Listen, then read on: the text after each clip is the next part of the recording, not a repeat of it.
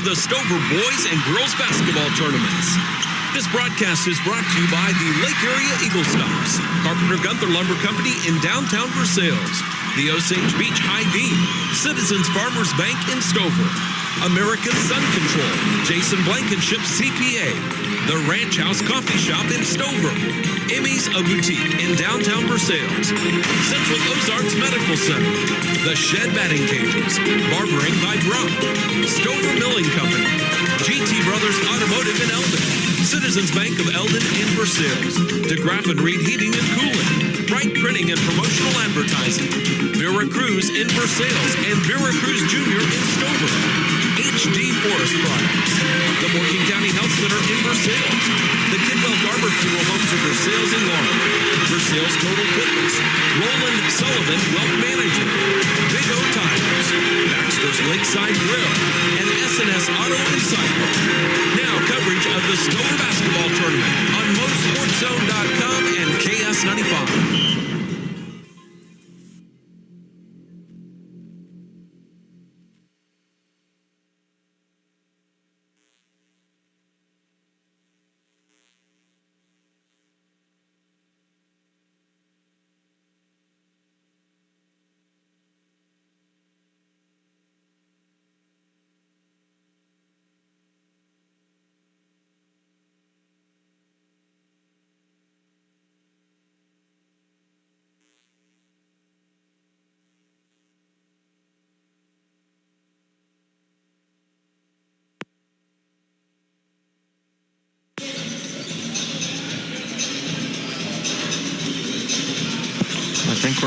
I think we're in a commercial, judging by the desktop audio. We good? We there? Are we on?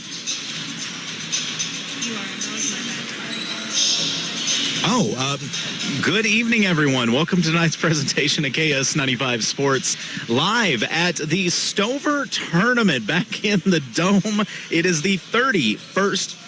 Wait, what? Okay, I'm sorry. I was going to say we had a few more than that.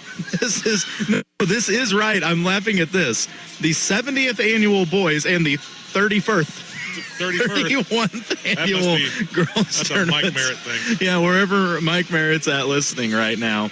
I love that. 31st. Yeah, you can kind of see us in the little corner of the screen here. As I don't know why I chose to add video tonight, but I'm Colton Taylor, the coach Jason Vansel with me. We've got Britt on the camera running tonight's show, and of course Jamie and Turner back at the studio engineering tonight's contest. About a minute and a half away from tip-off, this opening round matchup between the number 1 seed in this tournament, the Eldon Lady Mustangs, as they face off with the number 8 seed Holden Eagles. Jason, we've talked a lot about how important this tournament can be as far as a little bit of a spark plug kind of near the middle of your season. Yeah, this is kind of a good little test to see kind of where you are and where you think you might go for the second half of the year. So Stover Tournament's always a good measuring stick, so we'll see how it goes. I did not realize we were going to do it, but we're going to take a quick break as we get to our national anthem, and we'll be back with your Eagle Stop starting lineup. You're listening to KS95 Sports.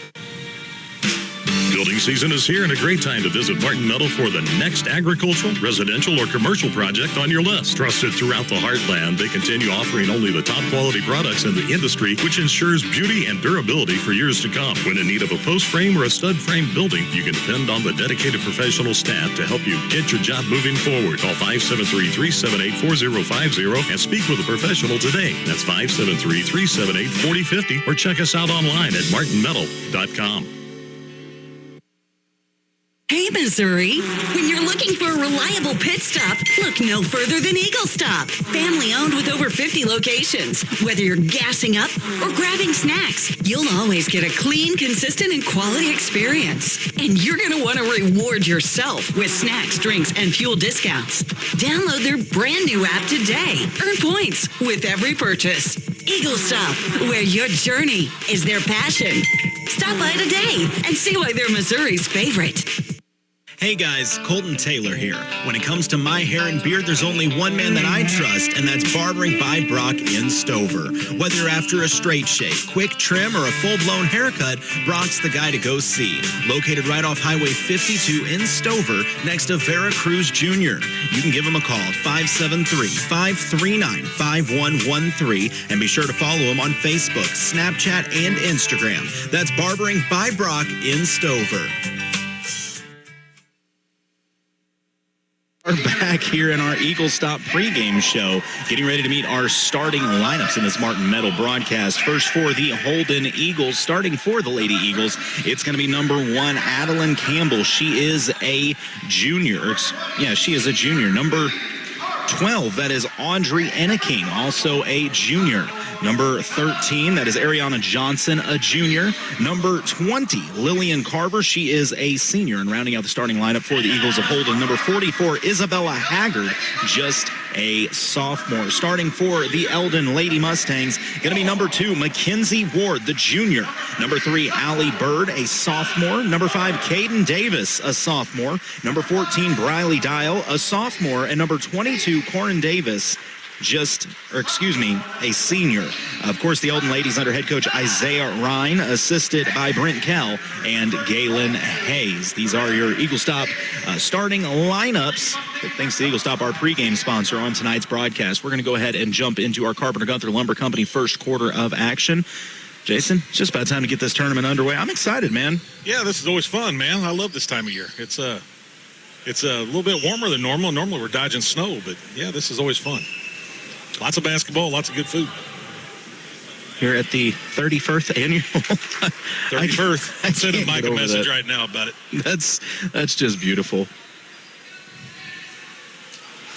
Oh, a joke out of love. All right, on the opening tip, it is going to be Lillian Carver of Holden squaring off with Briley Dial of Eldon. Eldon in the white home uniforms with the gold trim. For Holden, it's the black uniforms with the blue trim. I've always thought Holden had kind of cool uniforms. Yeah, they do. I like those colors together. The opening tip is controlled by the Lady Mustangs. Davis with the rock on the right wing. Going to fire it up to the point. Around the left side in the corner, left open. Firing from 3 off the front iron. Would not go for Mackenzie Ward. A good look, just wouldn't fall for the Mustangs. Eldon comes in with just 2 losses on their record at the hands of Fatima in the Lynn tournament. And then a team that's in this tournament, they lost to the Russellville ladies in a performance that Coach Ryan was not exactly pleased with the other night. May get a chance to avenge in this tournament if things would go their way. There's a lot of good teams in this tournament this year. Ariana Johnson looking to attack, loses it and has to find a teammate. That teammate, Savannah Dilday. Inside, finds the cutter off her fingertips, tries to save it back blindly, but it's out of bounds. The ball will go back to the Lady Mustangs. So neither team with any luck offensively on their first trip. We'll see if that changes on trip number 2. Ward goes to the high post to Davis. And looking for the handoff, but instead it's a steal for Holden all the way to the rack. The lay-in in the first bucket of the game is good. That's put in by Adeline Campbell, and Holden with the early 2-0 lead. Seems like I remember Campbell having a big games over here last year, if I'm not mistaken. Dial, near travel, has to fire it out, and quick hands by Allie Bird to save that one. Bird picks up the dribble, being harassed all the way out at the volleyball line. Double team comes, she flips it over to Dial. Dial lobs back door. She's got the cutter. Ward shot won't go. Davis keeps it alive. She is fouled, and Corinne Davis will go to the free throw line for 2.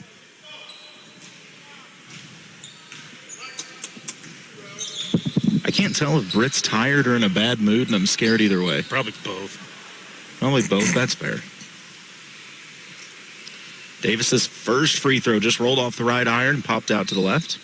Second one coming up. If you're smart, you won't ask her. You know, that's actually really good advice. Don't poke the bear at the zoo. Neither free throw good, so the COMC free throw line not helpful to the Lady Mustangs early in this one. Holden with the rock. They lead 2-0 a minute and a half into this game. Once again, this is the Carpenter Gunther Lumber Company first quarter of action. Oh, good pressure being applied by Ward. Ward plays with so much energy. Stepping into a 3, halfway down, wouldn't go for Holden. Offensive board kept alive. Putback won't go. Ooh, nice save. Saved backwards, still loose on the floor, and it's finally picked up corralled by Bird. She fires ahead on the run out ahead of everyone. Mackenzie Ward, right hand up and good, and the Mustangs tie it up at 2 apiece. Yeah, Campbell was a great player for Holden last year, and of course Ward, she's a great young player for the Mustangs. When I talked to Coach Ryan before the game, one of his big keys, he wanted to see his team start fast. He said the last few games the offense has been a little stagnant early. Maybe not a quick start just yet, but perhaps that Ward bucket can get the rest of the offense flowing. Yeah, easy ones will sometimes do that for you. On deck after this, we'll have the Stover ladies opening up their own tournament. It's stolen by Ward as they play Stoutland in this opening round. A steal by Ward. It's a good recovery from Holden to tip it out of bounds, but it will stay with the Lady Mustangs. I don't know what that thing is. It's a substitution rope. They got a whole bunch of them. What do you? I guess Is that so you don't get lost? I guess it's to make sure that you don't have more than 5 girls out there. Eldon off the inbounds, works it around. Ward, wing 3 off the front iron, won't go. Davis the offensive board, but it's stripped and taken away by Carver of Holden. The jump ball is going to be called, and possession arrow will favor the Lady Eagles. Davis is already playing tough inside already. Davis is a physical player. Yeah, she is. Some tells me if you're going to play for Coach Ryan, you're going to have to be a physical player. Look at the pressure being applied by Bird.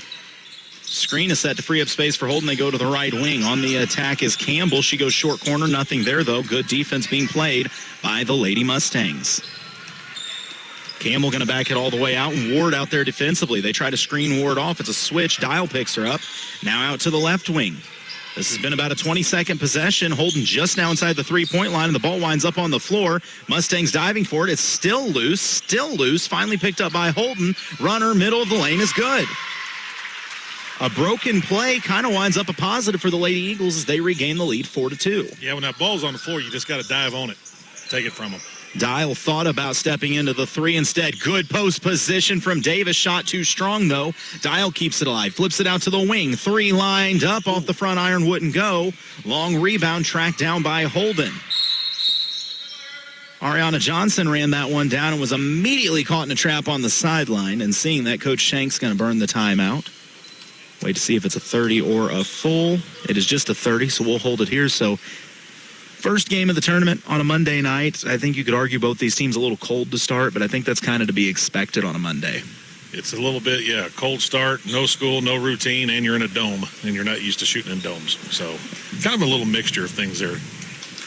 See on the other side, Handy Andy Moon over there getting ready. His Versailles ladies in action. I feel bad. I would love to have the Versailles game tonight, but they split this tournament in 2 separate gyms, and so while the Stover ladies are playing here, Versailles is going to be playing in the other gym, so we'll try to get updates over there. I just, our equipment and us can only be one place at a time. I've seen you do some spectacular things with all this equipment here in the last couple of days, though, Colton. All right, grab the wireless mics. We're splitting gyms. Awesome, man. I gave you some props to JT at Walmart about that, by the way. That's where everybody finds JT, is at Walmart. Holden trying to deal with this pressure and stepping on the sideline where the Eagles, so Eldon turning up the pressure a little bit and getting a turnover because of it. Lady Mustangs with the rock about halfway through the Carpenter Gunther Lumber Company first quarter of action, down by 2. Dial on the right wing, flips it down to Davis. Job. Inside out, game sets up a 3, top of the key, got it. Nice movement. Allie Bird gives the Lady Mustangs the 1-point lead. That inside out, that's the best look from 3 you can get. Campbell all the way to the rack. Nice scoop shot and finish, and she gives Holden back the lead, 6-5. Eldon looking to answer. Ward drives inside, drops it back. Bird, she'll try a wing 3. This time it's short. Rebound tipped around and controlled by the Lady Eagles. Focus on Campbell, man. She seems to be the lifeblood of the offense of this Eagle squad. I remember last year she had a game that was almost 30 points, if I was pretty close to it. On the attack was Johnson. Nothing there, though, so she goes to Haggard, who finds Campbell. Thought about the deep 3. I emphasize deep on that 3. She was near the volleyball line. She'll give it up to a teammate. Nice pass to the cutter, and my goodness. Nice defense. Bird didn't just block it. She got a whole hand, took it away.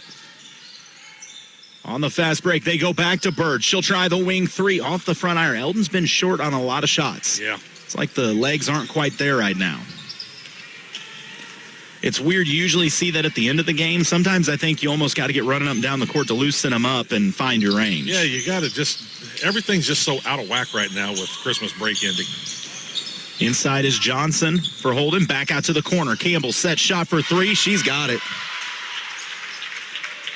It's a 9-5 lead for the Lady Eagles with 2:30 to play in the first.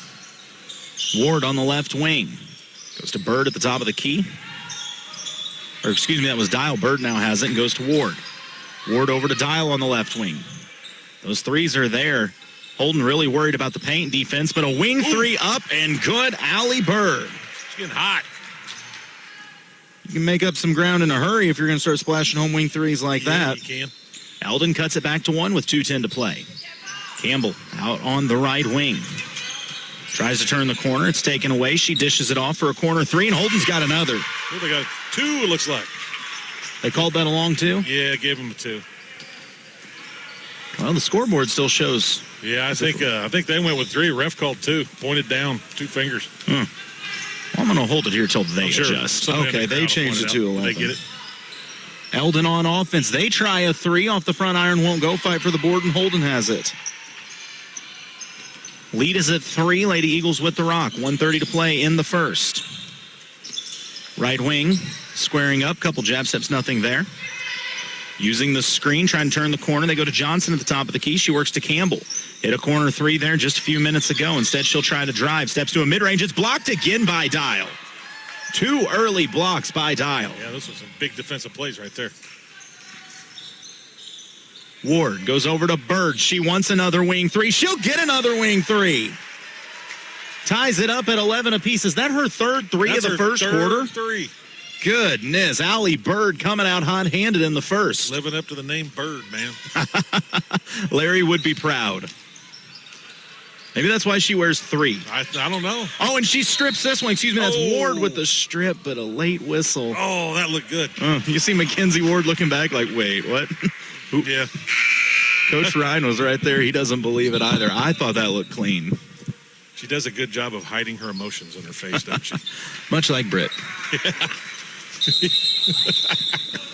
We said you hide your emotions well. No, never mind, Britt. Never mind. It's less fun when she's not mic'd up. I don't really know why she's not mic'd up. Well, your one earmuff's off. We can fix that. It'll still work. Until she gets in a better mood, she's going to stay not mic'd up. I need to get super glue to fix her headset. That's where we're at in the world. Campbell, mid-range jumper, forced up through the defense, won't go. Johnson keeps it alive, but Holden, she's pinned under the basket, kicks it out to a teammate. Once again, Eldon is just harassing everything right now. 33 seconds to play. Campbell finds space, fires from 3 off the back iron, won't go, and the rebound hauled in by Jaden Henderson. Henderson going to lead the fast break for Eldon. Stop and pop 3, top of the key, just off the front iron. And you got to take that when they let her have it. And it was online. Something tells me she can hit that shot. Allie Bird going to pick up at the top of the key. This Eldon squad's got a little size. Yeah, they do. They're tall. Caden Davis there defensively.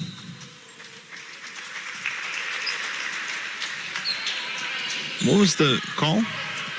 I'm not sure. I don't know if it was a...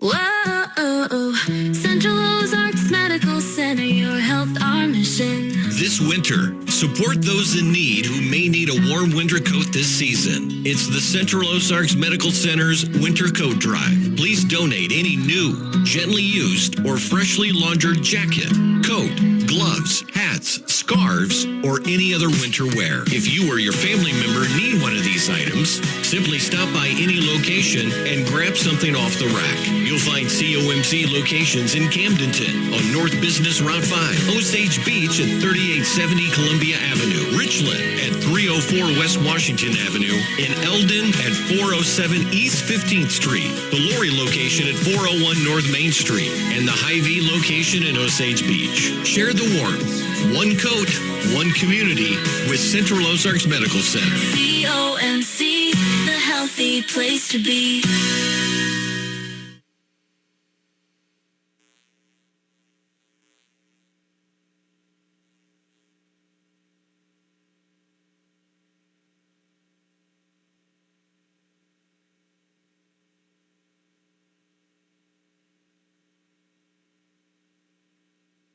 She had some huge games, and you could just tell by the way she moves with the ball, she's legit, man. She can do it all. And right now, she's rocking most of their points. I think all but 2 of their baskets now. So definitely going to have to key on her if you want to stop this Eagle team. For the Lady Mustangs, I do think they got quite a few looks early that didn't fall. Once you get your legs underneath you, I think we'll see a lot more shots going in. Yeah, and they've been open looks, too. They're going to run a 2-post set, a little high-low action as Carly Wood in the game for the Lady Mustangs. She gets it at the high post and, yeah, kind of got it hooked there trying to turn the corner.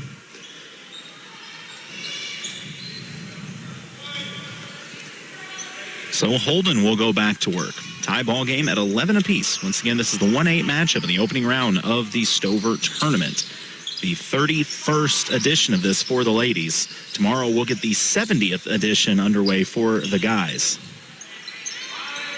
Holden looking for cutters. They flash 2 through the lane. One of them, Campbell. You know they want the ball in her hands, but right now Allie Bird is just face guarding Campbell wherever she goes. Campbell, top of the key, guarded by Bird. Hits a couple crossovers and loses it on the way. She recovers it on the ground, dishes it back out to the wing. Going to work it around side, and I would say they're going to reset and try to get the rock to Campbell, but it's poked loose by Davis. It will stay with Holden. Quick hands. But if you notice, when Campbell doesn't have the rock, everyone's just trying to find her right now. Yeah, they're all trying to find her. You can tell she's definitely the focus. And in that process, Bird makes it difficult for Campbell to get open. She loses it out of bounds. The ball will go back to the Lady Mustangs.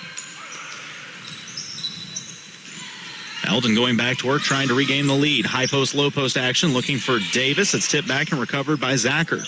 Phoebe Zacher in the game for the first time. She gets it on the block. Turnaround jumper is good. You say her name, and it's instant offense. Look at that. Which one was that? Phoebe Zacher. Zacher. Yeah, there's Holden. Pass to the free throw line. Campbell's jumper's up and good. I mean, you give her any space, she's pulling it. Yeah, she could pull it from anywhere on the floor. I'd love to know how many shots she gets off a game. I don't think it's crazy to say I bet she shoots the rock 20 to 25 times a game. Oh, easy. High post is Davis. She looks to turn the corner. Gets to the low block. Won't go. Kept alive. Put back. Won't fall. Zach's another board. Hangs on the iron and falls.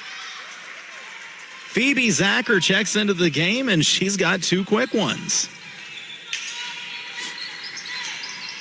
Eldon leads 15-13, and just picking the pocket clean is Henderson.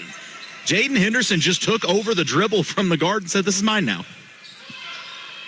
Henderson goes to the short corner, gets the pass back. Oh, was trying to fire for Davis. Caden Davis, the sophomore, on the block. And, I mean, Davis has got some height to her.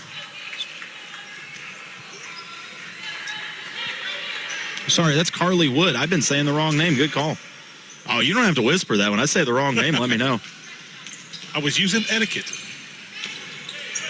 Because I didn't catch it either for first time. But Carly Wood, I mean, she's playing good right now. Just a sophomore, but like I said, got some height to her. There's some good young girls on this Mustang team. And an illegal screen going to be set by the Lady Eagles.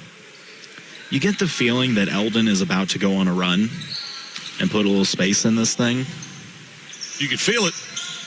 Well, they're letting them have the 3. They're giving them the looks. Oh, they're worried about the size inside right now. A little 2-man game leads to a baseline drive. Shot won't go. Offensive board kept alive. Wood's shot won't go, and the rebound controlled by Holden. West had a good look underneath, just wouldn't go. Back the other way is Johnson.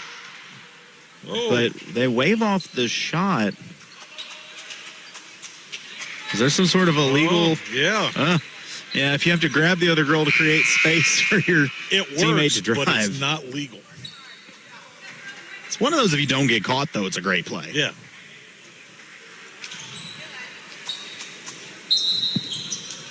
Corinne Davis back into the game for the Lady Mustangs. So right now a 2-post set with Carly Wood and Corinne Davis. Into the front court. Henderson has it. Fires over to the right side to West. West drives baseline, and she is fouled, but they'll say on the floor. Ball stays with the Lady Mustangs. 5:14 to go in the second quarter of this Martin Metal broadcast.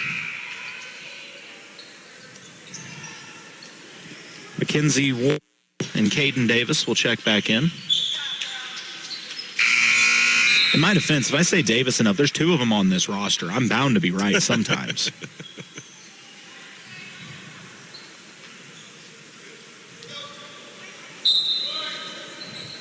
Oh, easy. They toss it into Wood. Her shot too strong off the back iron, and it's a nice look. it was. The problem is fighting for the rebound was Corinne Davis, and they're going to call her for over the back. Or a shove or whatever the call technically is there. A foul. You're probably right.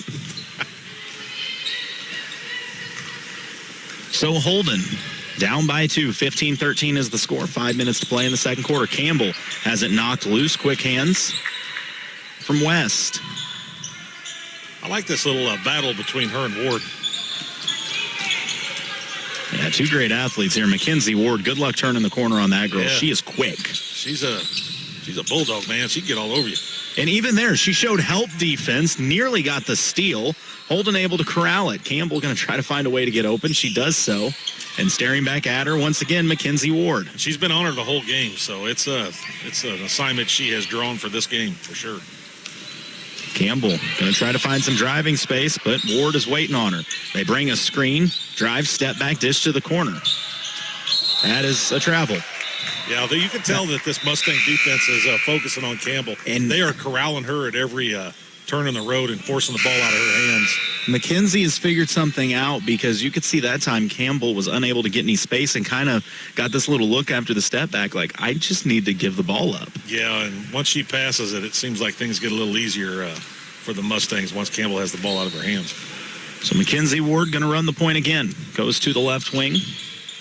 That is West. She drives short corner, tries to flip it back door to Corinne Davis, but it's knocked out of bounds. Last touched by the Eagles. Nice idea, just got to get a little bit more loft under.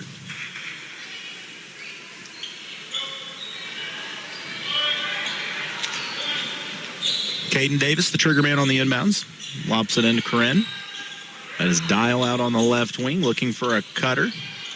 Instead goes right wing to West. She drives. Drops it off to Caden Davis. Good ball movement by the Lady Mustangs. Ward thought about the three. Instead, she'll drive. Her runner off the glass won't go. That's kind of been the story right now. Eldon and Davis nearly with a steal. Or excuse me, Ward nearly with a steal. But Eldon's got a lot of point-blank looks that I assume normally fall, just not going in right now. Bank shot won't go for the Lady Eagles. Corinne Davis the board. Nothing really going in for either team right now. No, low-scoring affair. 3:20 to play in this second quarter, and it's 15-13. This is the 1-8 matchup of the Stover tournament. Ward drives left side through the contact. Shot blocked. That's good defense. Now Holden back the other way. They could tie or take the lead with any made field goal, and instead they'll take a full timeout, try to talk this out as both offenses have gone stagnant. But Eldon leads Holden 15-13. You're listening to KS95 Sports. Mornings in Stover just got better at the Ranch House Coffee. Open Monday through Saturday, 6 a.m. to noon. They're pouring everything you need to start your day. Fresh espresso, smooth cold brew, lemonade, tea, and energizing drinks. And if you're hungry, grab a to-go menu favorite. Pastries, breakfast sandwiches, hearty breakfast burritos, and biscuits and gravy that'll make your morning. Kickstart your day the Ranch House way. The Ranch House Coffee in Stover. Follow them on Facebook. At Citizens Farmers Bank, they want to help make your banking experience easier, whether it's setting up a new account, depositing a check, or showing your team spirit with a new debit card showing the Stover Bulldogs or Cole Camp Bluebirds. With 3 locations, they're ready to serve you in Stover, at Cole Camp, or a drive-through location also in Cole Camp. You can also visit their Shazam ATMs available at all 3 locations. That's Citizens Farmers Bank, hometown banking with your neighbors and friends. Member FDIC.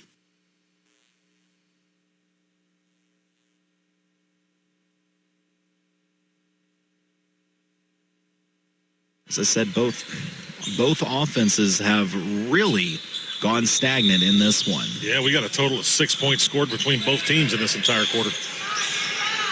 We'll see which team can get going offensively. Campbell got a look from the wing, doesn't want to step back, mid-range jump. Wow. Yeah, that's pretty sweet. That's a tough shot, tough make, and a tie ball game. As once again, Campbell is the offense for Holden. I'm not trying to give away a scouting report, but if you're going to play the Lady Eagles, you probably got to guard her. You better guard her. Ward, good pass inside to Davis. Turnaround jumper, just too strong. I mean, Eldon, there has to have been 5 or 6 of those they've left at the rack right now. Bird picks up Campbell defensively. Campbell inside mid-range jumper forced up off back iron, won't go. Fight for the board. Dial strong with it. She's shoved to the floor. Keeps it alive by finding Bird. Racing the floor to the short corner, all the way through contact. Her shot blocked, but going to the free throw line will be Mackenzie Ward. Tough take from Mackenzie, and she'll go to the COMC free throw line because of it. Yeah, she got put down pretty hard there.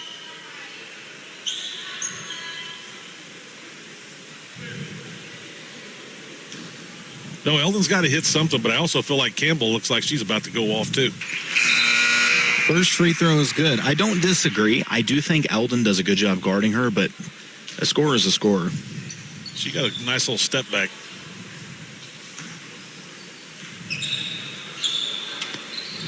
Second free throw rattles in as well. So Eldon restores 2-point lead thanks to 2 free throws at the hands of Mackenzie Ward. It's 17-15 with 2:20 to play before the half. Campbell squaring up with Bird. Tries to get into the mid-range jumper. Good help defense from Ward. Campbell gives it up. Gets it right back. Screen going to be set. Campbell uses it. Good help defense nice from look. Davis. Yeah, what a pass to the cutter. What a pass. That was a nice little pick and roll there executed by Brian. I think I got my number wrong. Yes, that was executed, by Jillian McHenry. And when I tell you that Campbell just put that right where it needed to be. That was a dime, baby. They lob it into Campbell. She's going to step back out to the wing. McHenry sets the screen. Campbell fights inside, splits 2 defenders, and lays it up. Ooh. You may have been onto something. She seems like she is heating up right now. She's looking to push the issue a little bit. Tied back up. Bird on the point. Eldon with a 2-post set right now. We've got Zacher and Davis on the blocks. They set a double screen. Frees up a 3. Top of the key. Knocked down Caden Davis. That was a set play from the Mustangs. Have both your posts set the screen at the high post. Caden Davis got space and made the Eagles pay. Now Davis comes up on the double team. I think they've seen enough of the Campbell show, and Coach Ryan going to throw some different looks at her. Shot won't go. Corinne Davis the board. Lady Mustangs with a 3-point lead looking to run. Bird middle of the floor, skips it to the corner. Ward gets it, tries to drive inside, loses the dribble, picks it up, and was trying to fire back out to Bird, and it winds up in the bleachers. Yeah, I don't blame the Mustangs for doubling on Campbell because you're going to have to make somebody else beat you. Otherwise, just keep guarding her, face guard her, whatever it takes.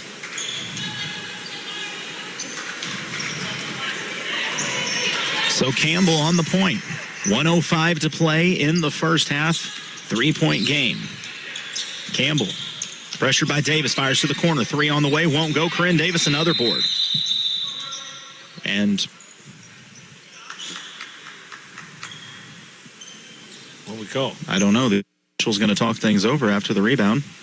One official says, I blew my whistle and I don't know why. And the other guy says, well, what do we do about that? And the third guy says, well, we need to look very official right now. Well, let's point over there. Let's Yeah. point at some things, confirm some things. Move your arms a few times. Now everybody clap. Point at the mat again, and everybody shake your head in Yep. agreement. All right. Did anything change? None of us knew what we were doing. Nope, just now. not a clue. Not a clue.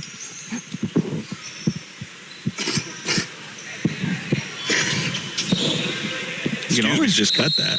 Oh. If you I'm think too that's far coming away. on, you just hit that. That one hit me quick. This blue ain't no joke, man, that they've had. Well, I'm glad to have you around. Well, I'm just on the downside of dying from it now. Eldon working it around. Wing 3 dialed up. It is short, kept alive by Corinne Davis, but it's stripped from behind. Holden dives on it. They've got it to Campbell, and she looks to push with 38 seconds to go in the first half of play. I don't think she's going to look to pass. Reach-in foul going to be called. Jaden Henderson picked her up as she crossed half court. That's a tough assignment for anybody. Yeah. Jordan Campbell, something else, man. I do remember, and I don't know anything about Holden, but I remember she was phenomenal last year in this tournament. She's kind of athlete. If you told me she's playing at the next level, I'd believe you. Yeah, she's got all those kind of qualities. High post looking for the cutter. It winds up in the hands of Davis, but it's taken back away by Johnson of Holden, who lays it up and in. Back to a 1-point game with 20 seconds to go in the first half. Bird to the left, uses the Caden Davis screen, goes high post to Wood. Wood turns, kicks to the corner. Henderson thought about it. Instead, she'll fire back up to Bird. Bird, 3, top of the key. Halfway down, rebound crowd by Holden. 5 seconds to go. Campbell racing in the front court. It's knocked loose by Henderson and stolen by Bird. 1 second. They're going to have to heat from half court. They won't get the shot off in time, and it was wide left anyways. So, in a bit of a surprise at halftime of the 1-8 matchup, Eldon leads by just 120-19 over Holden. Your IV halftime show is coming up. You're listening to KS95 Sports. Oi, Captain! The seas of the Ozarks are too rough! Me and crew can't secure the screens and railings! She'll never be installed right! She ain't sturdy, Captain! Rest assured, you'll see calmer seas this winter. And have American Sun Control secure powder-coated railings and screens for shade, too. While the lake is calm this winter, let American Sun Control install your dock and deck screens and railings. Come in, call, and look them up online and Facebook. American Sun Control. Hi, I'm Jason Blankenship, owner of Jason Blankenship CPA LLC. As the year quickly draws to a close, it's time to start thinking about tax planning strategies for your farm and business. We are happy to meet with you and help you see where things stand for the year. We can also give you advice on ways to spend money to help you grow your business, all while maximizing your tax savings. No matter what your tax, payroll, or accounting needs are, Jason Blankenship CPA LLC has got you covered. Celebrating 10 years of service to the Central Missouri area and looking forward to many more, give us a call at 573-557-2417 or stop by and see us at 401 East North Street in Eldon. Take your softball and baseball skills to the next level. The Shed is Eldon's own indoor hitting facility that features 2 full cages with screens, tees, and pitching lanes. You'll love their top-of-the-line pitching machine that throws a variety of speeds with precise locations to perfect your swing. The Shed also has a workout facility. You can add it to your cage rental or just purchase as a regular membership. Open Monday through Friday, 3:30 to 8, and Saturday and Sunday from noon to 8. Look for the big white building across from Gerb's in Eldon. Book times now on Facebook at The Shed LLC. See you at The Shed. Emmy's, a boutique with a warm and welcoming atmosphere, is a cute little boutique that carries something for everyone, from infants to adults. Emmy's has all new adult and baby clothes, purses, home decor, and new kitchen gadgets. Emmy's, a boutique, open Tuesday through Friday 10 to 4 and Saturday 10 to 3 at 111 West Jasper in Versailles. At the Hy-Vee halftime show. I don't know why I set this camera up, Jason. Oh, get over here, man. Sorry, I scooted over here to wait for that banner. My bad. We got off to an interesting start tonight. I got to give a shout out to my old buddy BR, Brian Roman, set off the smoke alarm here. Really? So, yeah, BR was telling me that. He's back there running the concession stands. Don't worry, none of the good food was burnt. Making some of that Cajun popcorn. I've done that before. Yeah, that's definitely what it's called. So, BR took care of that. But no, a surprising first half, if you ask me, as Eldon leads Holden 20-19. I'm not surprised Eldon's leading, but a little surprised that it's just a 1-point game. You don't normally see that in a 1-8 matchup. Yeah, usually a 1-8 matchup's just kind of an afterthought to the next game, but we got us a full-fledged ball game here. I guess it's going to come down to if Eldon can stop Campbell. That's what it's looking like right now. The scary thing about this is when you're the 1 seed and you let the 8 seed stay within 1 at halftime, you give them hope. You make them think they can win this thing, and that's the last thing you want to see as a 1 seed. But you're an 8 seed, you got nothing to lose. You just go play, but be free. I say it every year. I remember one year at the Stover tournament, we were the 7 seed playing 2 seed Eldon, and we took Eldon to double overtime, I believe, maybe triple overtime. And the problem is halfway through the 4th quarter, we started thinking we could win, so we started playing harder. So it definitely does something to you. But for the Eldon ladies, I think they've got a lot of good looks. They've had opportunities, just unable to convert on a couple point-blank looks. I think if they'd have made some of their bunnies they've had here, this very well could be an 8 or a 10-point game. I would agree. They've missed quite a few easy ones. I think this dome has an effect on people. Yeah. At first, that's just me. But it just feels like you're in just a big, wide open space. Yeah. But, they've left some easy ones there on the board that they could have put some distance between them and this Lady Eagle team. No, I completely agree. Also, the open backing behind the backboard is very different from a lot of gyms, so I think that takes a lot of getting used to. And once again, after this, we will switch gears, and we will have the host team, the Stover Lady Bulldogs, coming in as the 6th seed, facing off with 3 seed Knob Noster right here in this gym for the right to move on in the championship side of the bracket. At the same time, Versailles. Wait, I got lost here on my roster. Versailles will be playing Stoutland. Oh, I'm looking at the boys roster. No wonder I'm like, that's not right, and I know that's not right. It'll be Stoutland and Stover in our next game here in the Dome.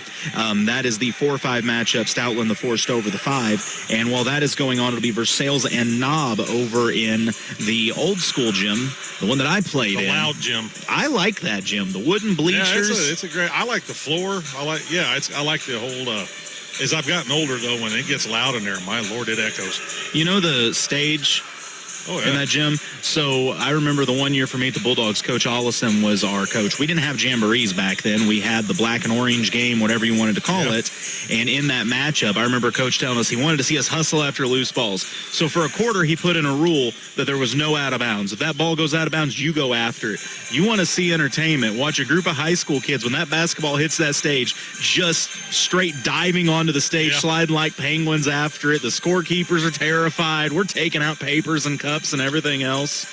Yeah, I've had a lot of good moments in that gym over my high school career. I've enjoyed that old place. This is nice here, but there's something about those old gyms, man, that just sticks with you. A lot of memories in that Dome, but once again, they do a great job here. Or not a lot of memories in that old gym, but they do a great job and here. Somehow the bleachers over there have actually gotten harder. Yeah, they've actually gotten harder. Aging like a fine wine. Fossilized. Well, we'll take a quick break as the lovely Mr. Merritt is delivering us a chair. Lovely and delightful. He does it all here. I tell you what, I got to advocate to somebody. Mr. Merritt is not paid enough here. They need to get him a pay raise ASAP. The guy does it all except spell check. He doesn't do that part, but everything else he does. You want to talk about the 31st tournament? Mike Tyson is the one that typed that up. Oh, no, Mr. Merritt, we always appreciate you having us over. A great field, and doesn't look like snow. Yeah, you want to hop on the headset for a second? Last year we got snowed out of this thing, but it looks like Mother Nature going to be a little kinder this year. I hope so. Last year was an absolute nightmare, being here all day, every day, scheduling, rescheduling, only to cancel and come back and do it all the next day. But it looks like we're going to have good weather, and I'm excited to get the tournament in this year. The real question is, how do you keep up with all of this? I was actually talking to your wife before while I was setting up and asked her, I said, how does he play principal and athletic director and not lose his mind? What's the secret? Have great people around you that are willing to help and do whatever they need to do. I got great teachers. Jake Reardon is helping me with the assistant AD this year. He does a lot of stuff. I got great teachers that don't send me a lot of discipline, so it allows me to get a lot of stuff done. And I got great kids too. The kids don't cause any problems, and I can't complain. Now, a great field here. I mean, the 1-8 matchup's a 1-point game at halftime, so that speaks volumes to it. Do you remember any of the older Stover tournaments? Like, is there one that you remember from way back in the day that maybe stands out, or even back when you guys played in the Stover tournament? I know you had some pretty good teams you were a part of. You know, I can remember back when I was playing and Jason was playing, it being loaded on the boys' side. You know, there was Osage, Stover, Colcamp, Iberia, I can't even remember who all else was in it, but it was just, there was no easy games. Yeah. Every game was a dogfight, whether it was a 1-8 game or what. It was they were all dogfights. They were good games. There was a lot of good teams around at that time. And we were very excited with the field of teams we got this year. I think both boys and girls side is pretty stout. Yeah, I was talking with somebody just the other day. I like the fact that you can look at it and say, well, this team all could win this thing. And so I think that really adds something to it. But it's going to be a lot of fun here. And, you know, neither of us got to play ball in this dome. But I do think when you get to championship night and this dome is packed, it's an environment kind of unlike any other in the area right now. Oh, I agree. On championship night for districts a couple years ago, or the Stover tournament a couple years ago, we had standing room only here. Yeah. We was about 3 deep on the rail, and it was so loud you couldn't talk to the person next to you. But it was a great atmosphere for basketball, and I think it's a great venue. I think Mr. Unger and the school board did a great job of building this, the vision they had, and it's a fun place to come watch a game. It really is. Well, Mr. Merritt, we always appreciate you having us over. I love to come back and get a few games here, and it's going to be a lot of fun this week. All right. Well, you guys, we thank you for coming, and you're always welcome back. See, that's what he says with the mic on. You should hear him off the air, I promise. Oh, no, we appreciate everyone here at Stover for all the hospitality, but that's going to put a wrap on the Hy-Vee halftime show as we'll go ahead and get ready to jump into our American Sun Control third quarter of action. Just a 1-point game after 2 quarters of play. Jason, as we get ready to start the third, what's your key for the Eldon Mustangs to start this third quarter? Just finish. You just got to finish around the basket. They left too many bunnies out there. You just got to do that, and everything will take care of itself. Holden with the first look, down by 1. Inside, it's taken away nicely by Dial. That's a double dribble. Yep. You know your defense is good when you put the offensive player in such a position, they forget what they've even done to get there. Yep. So after the stop, Lady Mustangs will take back over, up 1, 20-19, 7:40 to go in the American Sun Control third quarter of this Martin Metal broadcast. Opening round action. Winner goes on to the championship side of the bracket. Corinne Davis, strong dribble, makes space, muscles it up. She's fouled and will go to the COMC free throw line. She does a good job of getting her body in position to get the ball. She's had about 4 or 5 post-ups down there that are just nails. It'll be more than that, I know. It'll be a lot more than that. First free throw for Davis, just short off the front iron.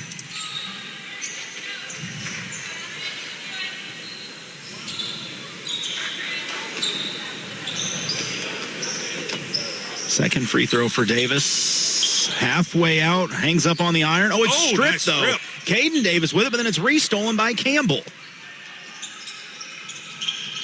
Campbell 2 on her. taking on 2 Mustangs, goes to the corner. She is trapped. Good defense being played. Poked loose, but recovered by Johnson. Holden trying to go to the low block. They do. Shot forced up, won't fall. But a foul going to be called on Corinne Davis, and that is going to send Jillian McHenry to the free throw line. Chance to tie this up and potentially take the lead for Holden. If you're Holden, if they're going to play Campbell this way, that means you're always going to have somebody open. You got to take advantage.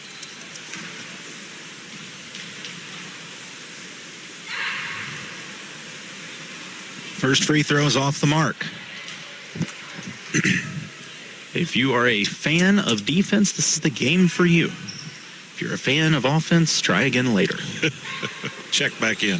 Second free throw is on the mark. We are knotted back up at 20 apiece. 45 seconds into the third quarter of action here in this opening round. I remind you, it's the 1-8 matchup. It's crazy. Ward flips it into Davis, who gets position and lays it in. Great pass, great find, great finish. Eldon goes back up by 2. Yeah, I don't know what you do about that, man. She's using her body well. Holden driving to the baseline. That's a tough spot to be. Could have been a jump ball, but instead Holden able to flip it back out. They go to the corner. Campbell catch and shoot. Man, she can play. Holden goes back up by 1. Just kind of let her have hers and just stop everybody else. At this point, I think that I just assign somebody to Campbell and say, I don't care if the ball is 70 feet from her. I don't care if she's on the bench. You go with her. Yeah. Ward gets it in the corner.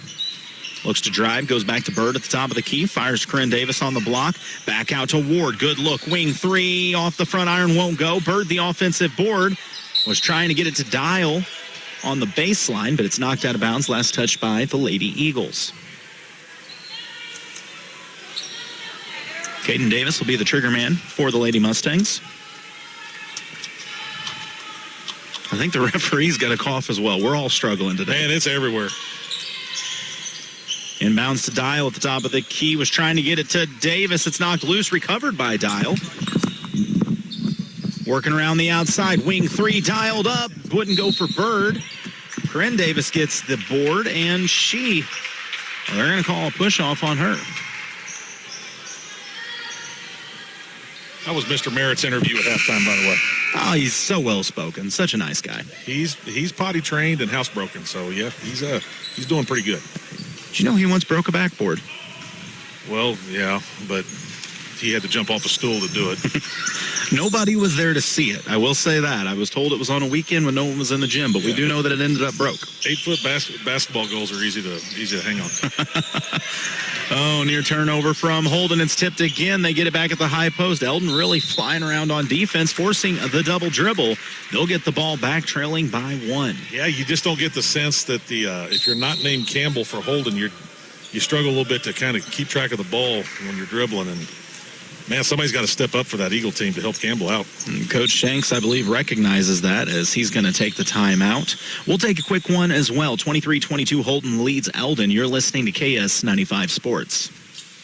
Looking for a ride that won't wreck your wallet? Head to GT Brothers Automotive in Eldon, home of the lifetime powertrain warranty. Yep, no hidden fees, no nonsense. Just great vehicles, incredible prices, and hometown service that keeps you rolling long after the sale. They've got a huge selection of cars, trucks, vans, and SUVs, and bank and credit union rates starting below 5% with approved credit. The deal just gets sweeter. So swing by GT Brothers Automotive on Business Highway 54 South in Eldon, or call 573-557-2200, where buying your next ride is actually fun. Say that it's a game where I feel like Holden has stopped Eldon. I feel like Eldon has stopped Eldon. I feel like Eldon, yes, they have stopped their own selves with just missing too many easy ones.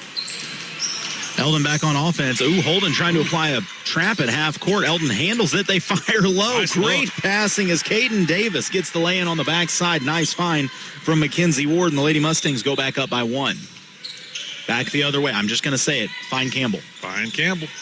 And right on cue. Is that a travel? I think so. That is good defense being played on the block for the Lady Mustangs. That's Arlie West, the freshman, as she went up to contest the shot. And it was enough that the post for Holden thought, I'm going to get that blocked. I'm going to bring it back down. But she'd already left the floor by then. See, that's an advantage I have when I played basketball is I couldn't jump anyway, so I knew I couldn't get that travel. So, yeah, it would never happen. Oh, ball knocked loose from the block. Is that going to be over and back? Yes, they're going to say it was not touched. Just put in a tough spot there was Phoebe Zacher, as I think she kind of got a little nudge from behind, was off balance, tried to flip it out to the guard, and a little too strong, threw it into the backcourt. So Holden with the ball down 1. 5:14 to play in the American Sun-controlled third quarter of action. Campbell. Here they come. To the high post. Nice double team from Eldon, and that's got to be a jump. It is a jump, and it'll be Lady Mustang ball. Yeah, and that's there, too, for the Lady Eagles, man. Once they come up on Campbell like that, she goes to the middle. It's just 3-on-2. Just got to make that last pass. Until they do it, though, I'm pretty sure Eldon's just going to sell out on Campbell. Bird races it up the floor, goes to Ward on the wing. She skips it over to West, back out to Ward. Thought about the 3, goes to the short corner. West muscles the shot up, it won't go. Rebound tipped around, controlled by Eldon. Zacher's shot won't go, and long rebound fought for, chased down by Johnson, but she rolled with it, so a travel going to be called, and the ball will stay with the Lady Mustangs. Yeah, that was a nice hustle, though, by Miss Johnson. I like it.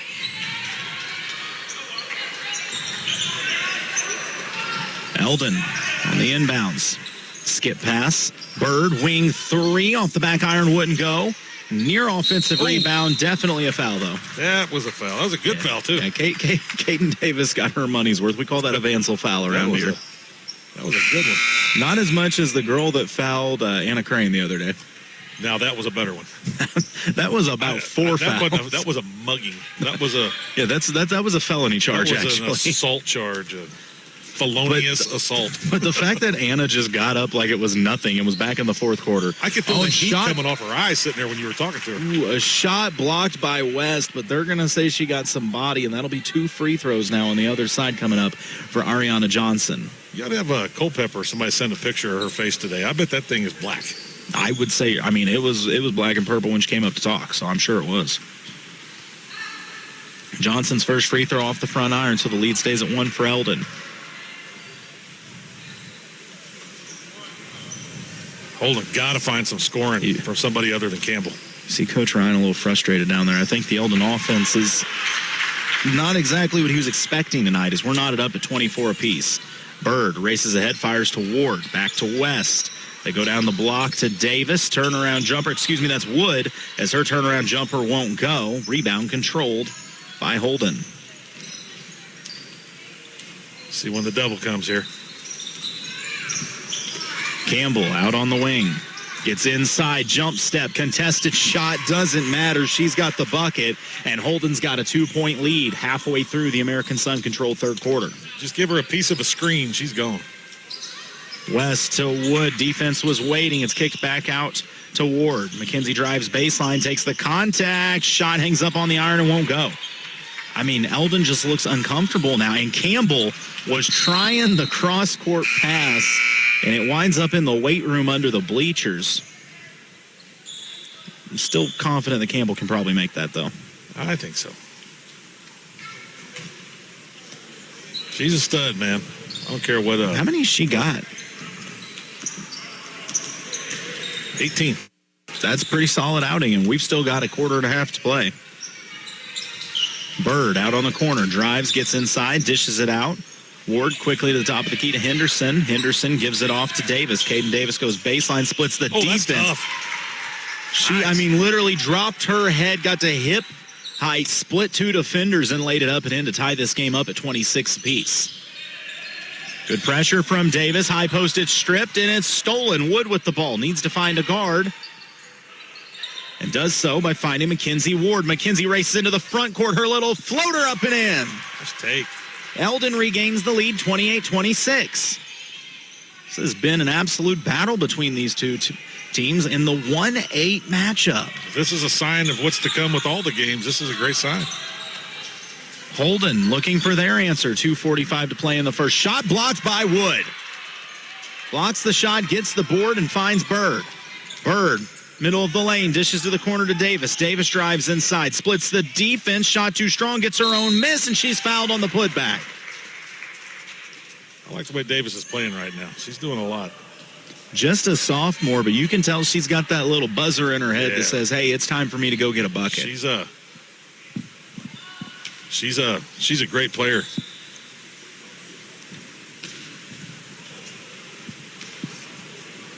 Davis at the COMC free throw line knocks down the first to give Eldon back a 3-point lead.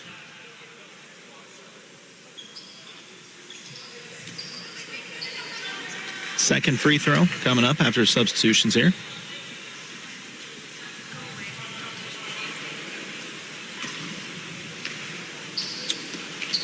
Second free throw is good. Eldon goes back up by 4. They're going to go ahead and make a substitution here and get Briley Dial back in the game.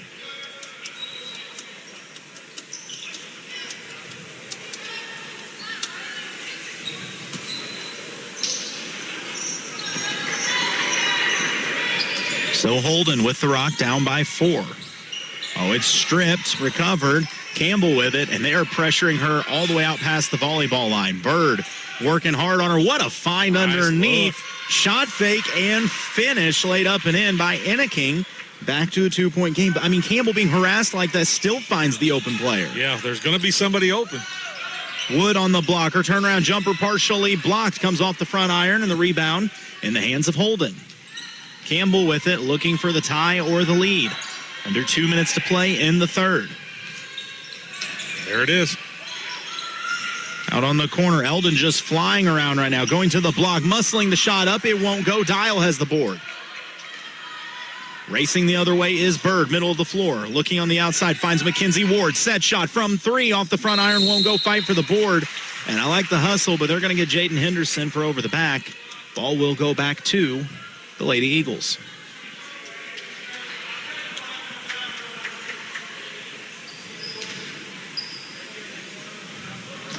That is foul number 5 on the Mustangs. So Campbell going to go to the free throw line. I'm going to go out on a limb and guess she's a pretty good free throw shooter. Normally that jinxes people, but I don't think you're going to jinx anybody on this one. Yeah, it didn't even touch the rim. Letting her score from the line while the clock is not running is not a good thing. You know who she reminds me a little bit of? That Farmington girl. Yeah, a little bit, yeah. A little bit different build, but the same type of qualities and same type of... We're knotted back up at 30 apiece as Campbell splashes home both from the COMC free throw line. 1:30 to play in the third. In the corner, that is Bird. Nice feed inside. Tough shot off the back iron. Won't go. Long rebound tracked down. Ooh. They're going to say it hit the baseline. Well, I didn't see that, and I was looking right at it. It was a good look from Phoebe Zacher, just couldn't get it to fall. This is going to be interesting because I don't want to say a young Mustang squad because they do have a senior and a junior, but when you got a couple freshmen and sophomore out here, it's picked clean by Henderson. Henderson, right hand off the glass, scores and gives Eldon back the lead. That's huge in this game. Great defense being played from Jaden Henderson. Now full court pressure from Henderson and Bird. A reach-in foul, and Campbell's going to go back to the free throw line. I mean, you got to throw some different looks at Campbell. Good luck with it.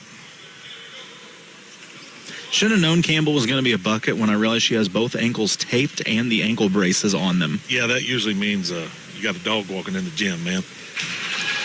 First free throw's good. Campbell making the most of the COMC charity stripe in this quarter. Back into the game for the Mustangs, Arlie West. She will come in for Jaden Henderson.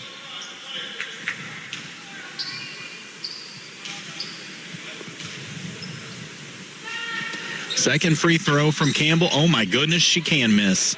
Second one comes off the front iron, and the Eldon lead stays at 1 with 1 minute to play in the third. Bird into the front court, drops it off to Dial. Looking back cut for West. Off her fingertips, she corrals it. It's flipped inside.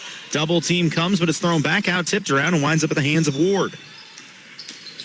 Inside out game. West, corner 3 off the front iron. Won't go. Rebound tipped up, and thrown back blindly, trying to save it was Bird, but it winds up in the hands of Holden. Any field goal here would be a lead, but it's picked clean by West, but restolen by Campbell. 30 seconds remaining in this third quarter. It's still anyone's game.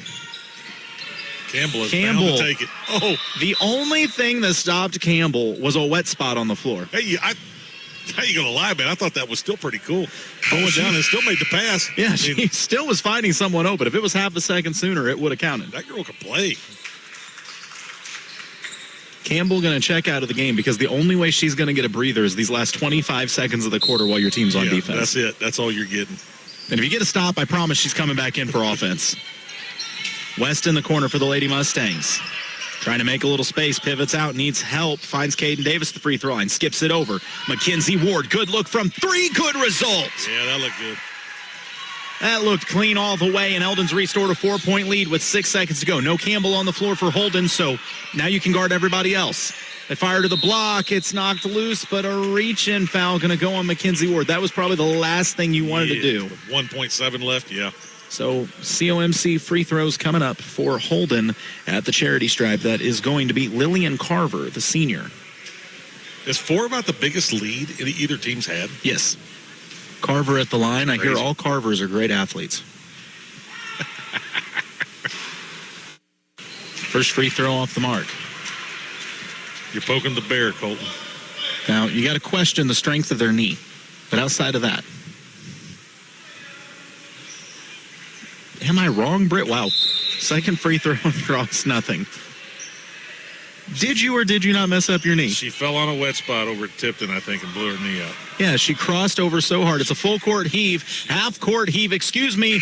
Oh, off the backboard. Good look from Ward, just off the mark to the right.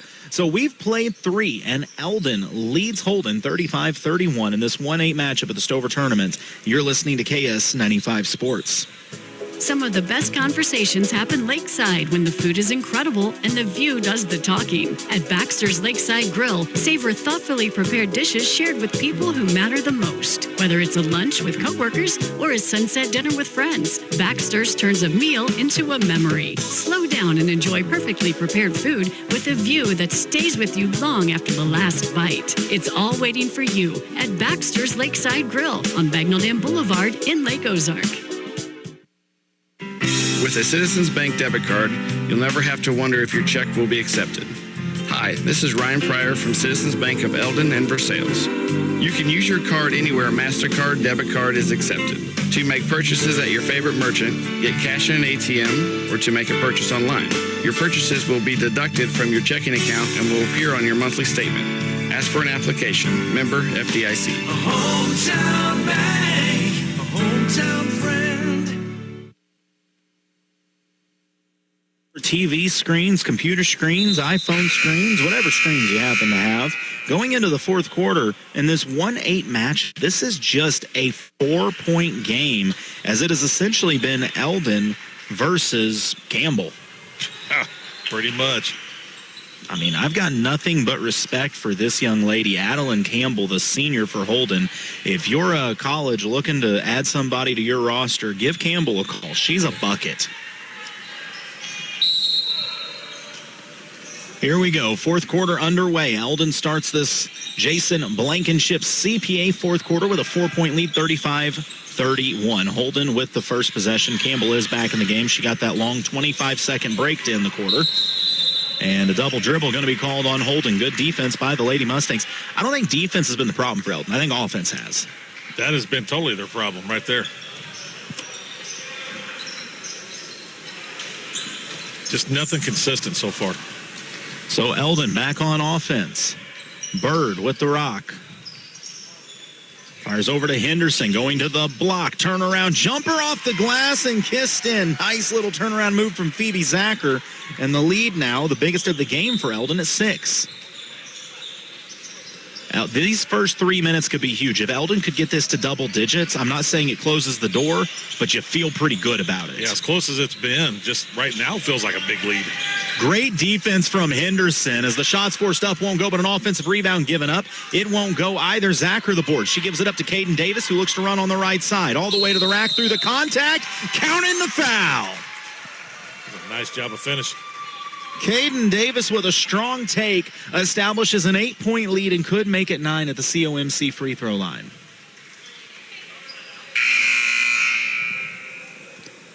You could not have started this fourth quarter better than the Lady Mustangs have. No, and Davis has been the big star of the second half for the Mustangs so far. So. And the free throw is good. 9 points, largest lead of the game. 7 minutes to play in this contest and in this Jason Blankenship CPA fourth quarter. By the way, you are listening to tonight's broadcast on KTKS for Sales Eldon at the Lake of the Ozarks. 95.1 FM, online, lakeradio.com, and MoSportsZone.com as well. I'm Colton Taylor, the Coach Jason Vansel with me. We got Britt on the camera and Jamie in back of the studio engineering this contest. And an illegal screen going to be called on Holden, so the ball back to the Lady Mustangs. Bucket here would give the Lady Mustangs a double-digit lead. Henderson comes off a couple screens, gets it at the wing, goes to Davis. Fire to the block. Zacher's turnaround. Jumper off the iron and good. Couple big buckets there for Phoebe Zacher. And the Lady Mustangs now have established an 11-point lead, their largest of the game by a substantial amount.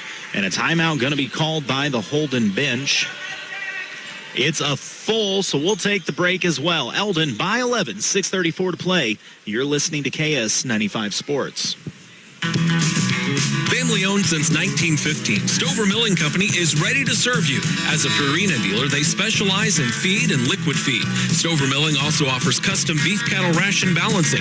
Spring is right around the corner, so ask about their buggy rental or spreader truck this fertilizer season. That's Stover Milling Company, located at 101 Maple Street in downtown Stover. Give them a call at 573-377-2611. Stover Milling Company, ready to serve you today.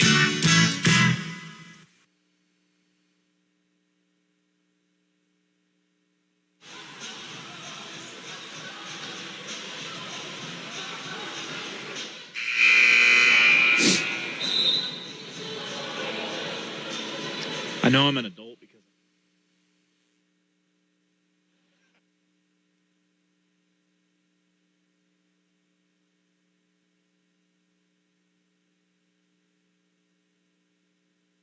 Since 1944, Carpenter Gunther Lumber Company, Morgan County's only locally owned lumber yard, has been providing the area with quality building materials needed for its building, remodeling, and repair projects. Because customer care is Carpenter Gunther's #1 goal, your project is always their priority. They take as much pride in your project as you do. Reach them at 378-4433 Monday through Friday, 7:30 to 4:30, and 8 to noon on Saturday. Carpenter Gunther, where they put the home in hometown business.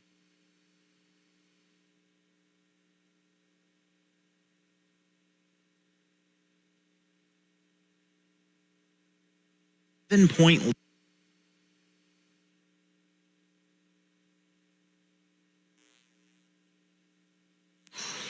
the mid-range, trying to fire for the block. It's tipped loose. Shot off the glass. Banked in. Right on cue. Nice bucket from Lillian Carver. Lead back at 9 with 6 minutes to play in the Jason Blankenship CPA fourth quarter of this Martin Metal broadcast. On the right wing, firing to the block. It's knocked loose. Zacher recovers it, though, to Henderson. Skips it to the weak side. Bird steps out and goes back to Henderson at the top of the key. Back to Bird. She's got space. Lets it fly. Off the iron, won't go. Rebound, Holden. And a tie-up, but a foul going to be called. It's going to go against Jaden Henderson.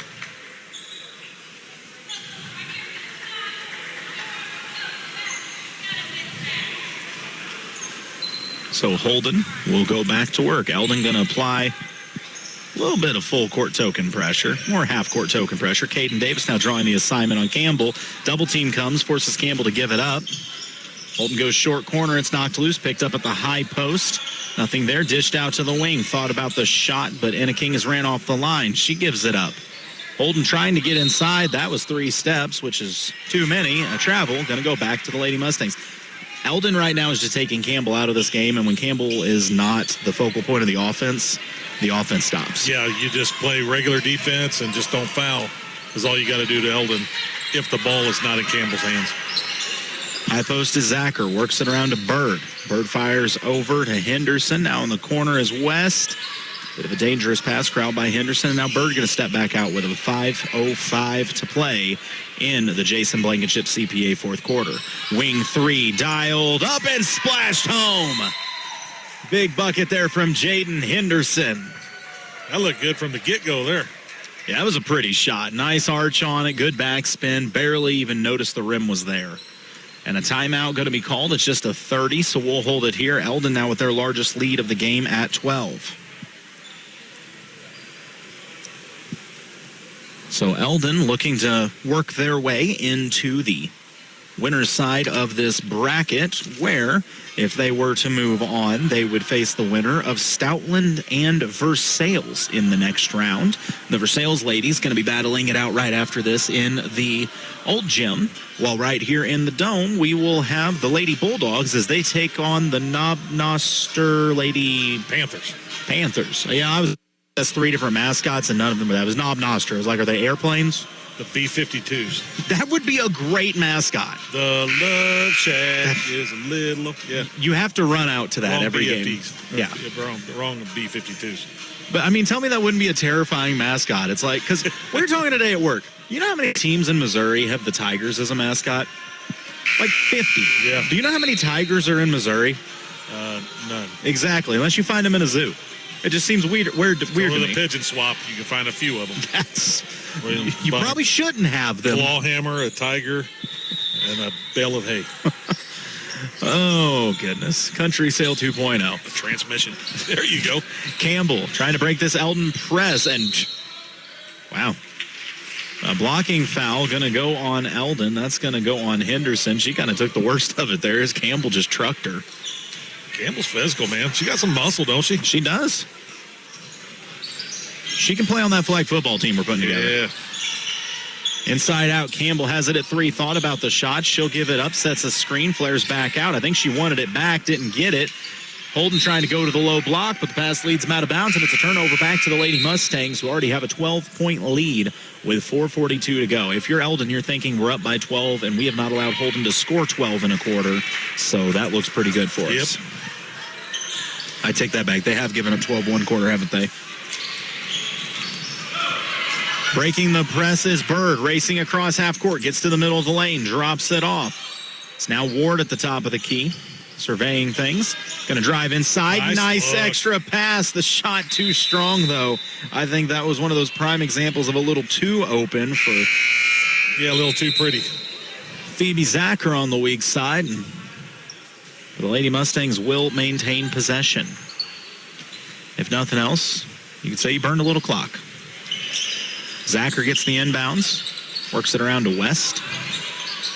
Yeah, if you're Eldon, you're not in a hurry here anymore. No, Bird out. But the wing goes to Davis. Davis going to bag it up and go back to Bird. So we hit 4:15 to play. To the corner. Catch and shoot Davis 3. It is long. Rebound controlled by Holden. And then a reach-in foul going to go on Phoebe Zacher. So that's one thing you really don't want. You don't need those fouls on the opposite side of the court when you're up by 12. Nope. I'd just be content to spread the floor and get the layups. I don't even need the threes. Holden going to have to find some offense quickly. Campbell on the point. Uses the screen, gets a little space, going around the right side. Long strides all the way to the paint, off the glass and in. You're not going to stop Campbell. You can only hope to contain her. Girl is a bucket. Yeah, there ain't no containing her either. 45-35, lead at 10. Splitting the defense was Ward. She loses it but was fouled. She probably doesn't get the props that she should get being on the 8th-seeded team. But she's definitely one of the best players, if not maybe the best player in this tournament. I mean, she was solid last year, too. She legitimately may be the best player in this tournament on the 8th seed. That's wild. Ball lost out of bounds. They'll say last touched by Holden. Going to reset and try it again. Davis, the inbounder. Gets it into Bird out on the right wing. Going to the block to Davis. Davis trying to make space, working against Campbell. Nice pass inside, stepping around the defense, kissing it off the glass, up and in. That's Corinne Davis with the bucket, and the lead back at 12. So we hit 3:20 to play in the Jason Blankenship CPA fourth quarter of action. Oh, a nice look. Campbell, found the wide open Savannah Dilday on the back cut. Just lost it off her fingertips, so that's an easy 2. Dilday catch and shoot corner 3. It's short. Rebound kept alive by Holden. Covered by Campbell. Fires a wing 3. It's long. Ran bound by Holden again. Mid-range jumper won't go. Another offensive board put up and in. Holden got plenty of looks at it. It was finally finished off by Brooks Gamero. 5 offensive rebounds on 1 possession, yeah. West inside. Has to go back out to Ward. Coach Ryan saying, girls, we're up 10 with 2:40 to play. You can back it out a little bit. Ward turns the corner. Nice pass inside to Davis. She's fouled to go to the COMC free throw line. I'm going to be honest. If Ward banks it out every time and they try to overplay her at the volleyball line, I think she's turning the corner whenever she wants. Yeah, pretty much.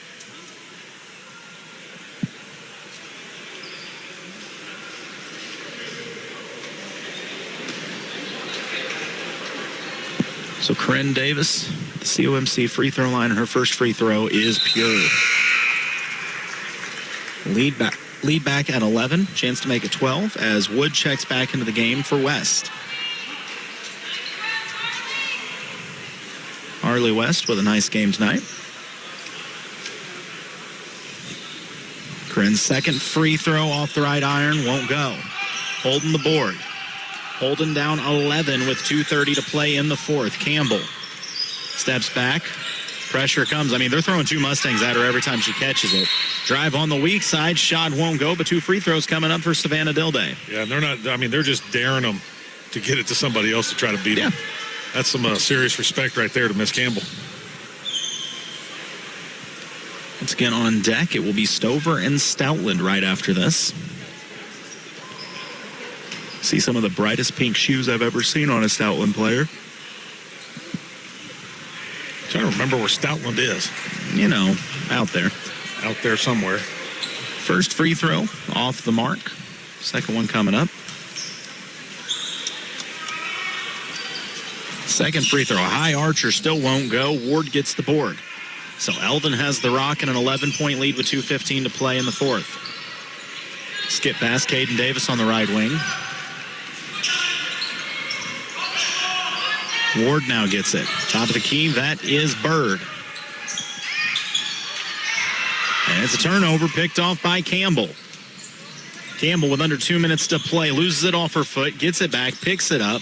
Double team comes, gives it off to a teammate. Trying to fire to the block, instead fires it out of bounds.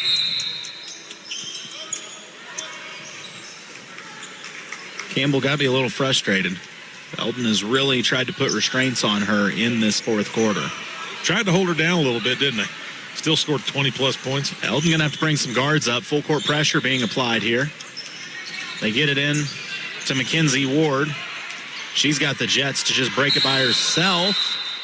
What's the call? Is it a reach or is it a travel? They're going to call a reach-in foul on Holden. I believe that is going to go on Ariana Johnson, and that will send Mackenzie Ward to the COMC charity stripe.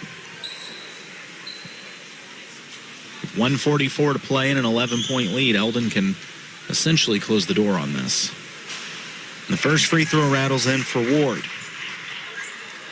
49-37. Second free throw off the iron, but falls. So it's a 13-point lead, the biggest of the game for the Lady Mustangs with 1:40 to play. That is generally the time period you'd like to have your largest lead. Campbell waiting for a screen, uses it, but it was illegal. Turnover back to the Lady Mustangs.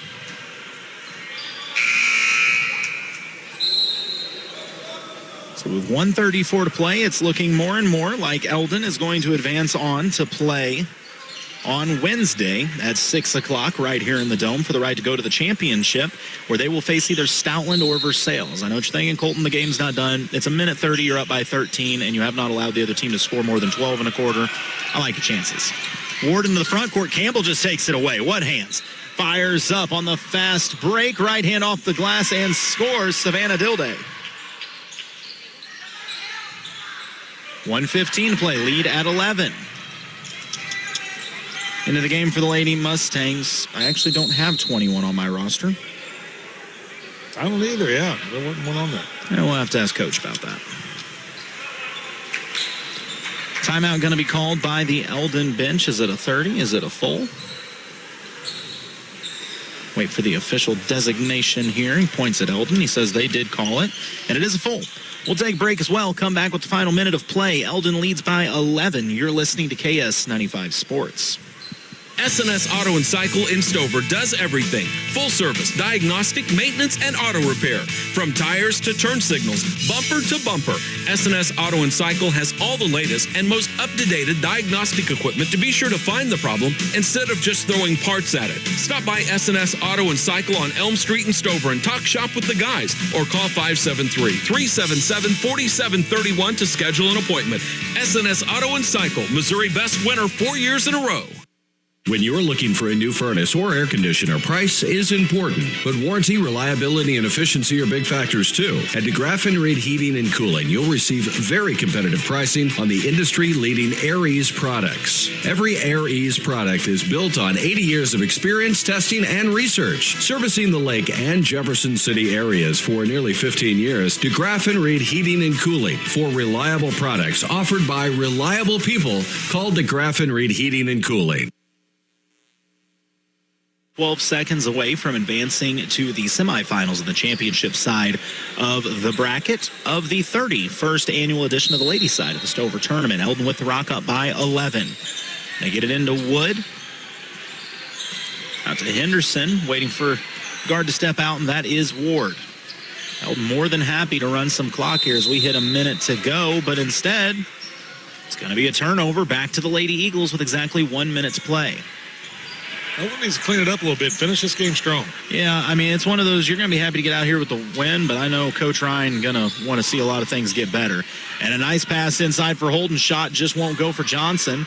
Top of the key. Campbell set shot from 3 off the back iron. No good. Fight for the board. I thought Dial had it, but it's tipped out. Campbell's going to get another look at a wing 3. This one's money.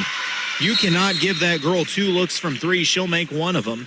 And it's cut to an 8-point game with 38 seconds to go. She's something else, man. I mean, the girl's a competitor. What's she up to? That's as smooth as butter. About 26, I think. 26 points. That's crazy. Eldon has thrown everything at her but the kitchen sink, and she's got 26. They haven't made it easy on her at all. Wow. An impressive showing, to say the least, in this one from Campbell. I mean, you may have a case. There's a legitimate shot that a player on the 8 seed in Campbell might be the best player in this tournament. Yeah, she's something special. She had games like this last year, and she just keeps coming. And that is, mind you, no disrespect to anybody else in this tournament. It's just that girl, like, you look at her and she's got college athlete written all over her. She's got all the tools and the skills to play at the next level. Yep. And it's not just shooting as her thing. How many good looks did she have? Passes, I mean, across the defense, across the court, one falling down on a wet spot that still she made it look athletic. I mean, she's got the vision. She's got the skills. She plays defense like a She legitimately makes her team better. Yeah, yeah. Well, we'll see. That's an understatement for that. 8 seconds to go. Eldon really needs to close the door on this one. You got to believe free throws are probably coming up shortly. So Eldon ladies will see how good they are from the free throw line. Caden Davis, the inbounder. They're going to try to get Ward or Bird freed up. On the inbounds, a little trouble getting it in. Davis has to loft it up, and Mackenzie Ward gets it. She's across half court. Press is broken. Dribbles it out to the corner and fires up to Bird. Over to Davis. Back to Bird. Holden not fouling. I'm a little surprised at that. Now they're going to come up and chase Bird. 25 seconds left of the game. Your window to foul's kind of gone away. They go to Dial, and they choose to foul her. So they let about 16 seconds run off the clock before committing foul. I know you didn't want to foul Ward or Bird, but you got to foul. Somebody. So instead, now Briley Dial, the sophomore. That's the scary part of this. Mackenzie Ward, a junior. Allie Bird, a sophomore. Caden Davis, a sophomore. Briley Dial, a sophomore. Yeah.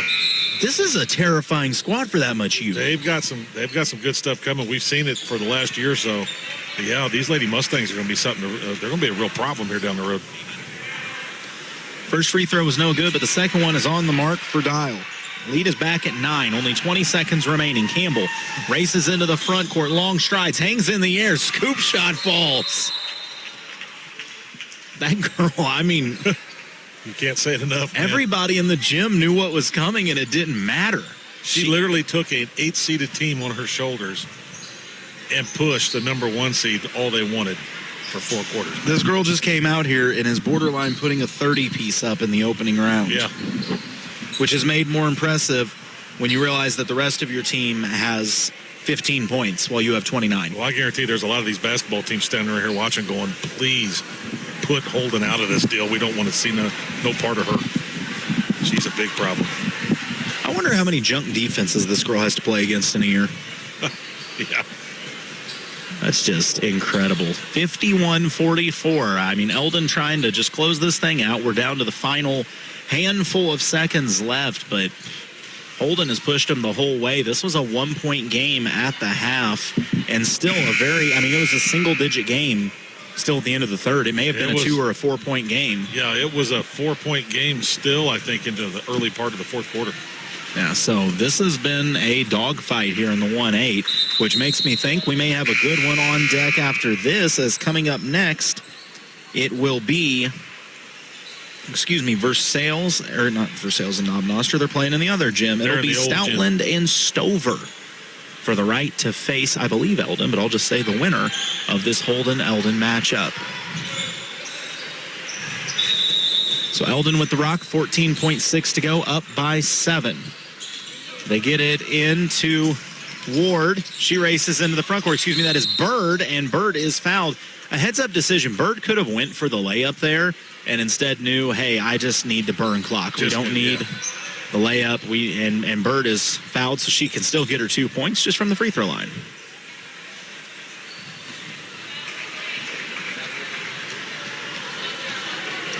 COMC free throw line for Bird as she splashes home the first. Well, I accidentally put 53 on my scoreboard instead of 52. You know what? I'm just predicting it. This one's going in. I'm not going to have to change that scoreboard. You wait and see.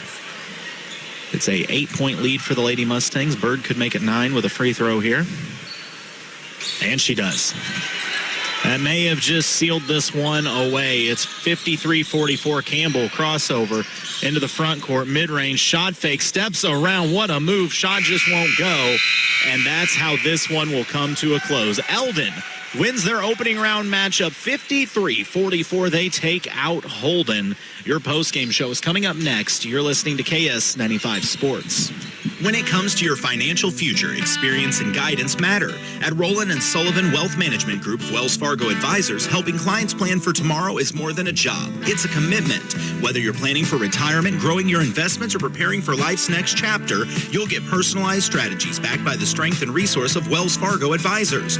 Rowland & Sullivan Wealth Management Group of Wells Fargo Advisors. Trusted advice built around you. Investment and insurance products are not insured by the FDIC and not bank guaranteed and may lose value. Got a savings account for car problems you didn't see coming? Who does? Thankfully, Big O Tires has you covered with Big O Financing. So if you need tires, brakes, or any other type of maintenance, your locally owned Big O Tires can help. And if that's not easy enough, you can schedule your appointment right now at BigOTires.com. Easy financing, easy appointments. Big O Tires, always working hard to cover you and your vehicle's blind spot. Big O Tires, the team you trust. Schedule an appointment now at BigOTires.com. A full-service graphics company, Wright Printing and Promotional Advertising does it all, from screen printing, offset printing, and promotional advertising to custom-built trophies and awards. It's where they do it the right way.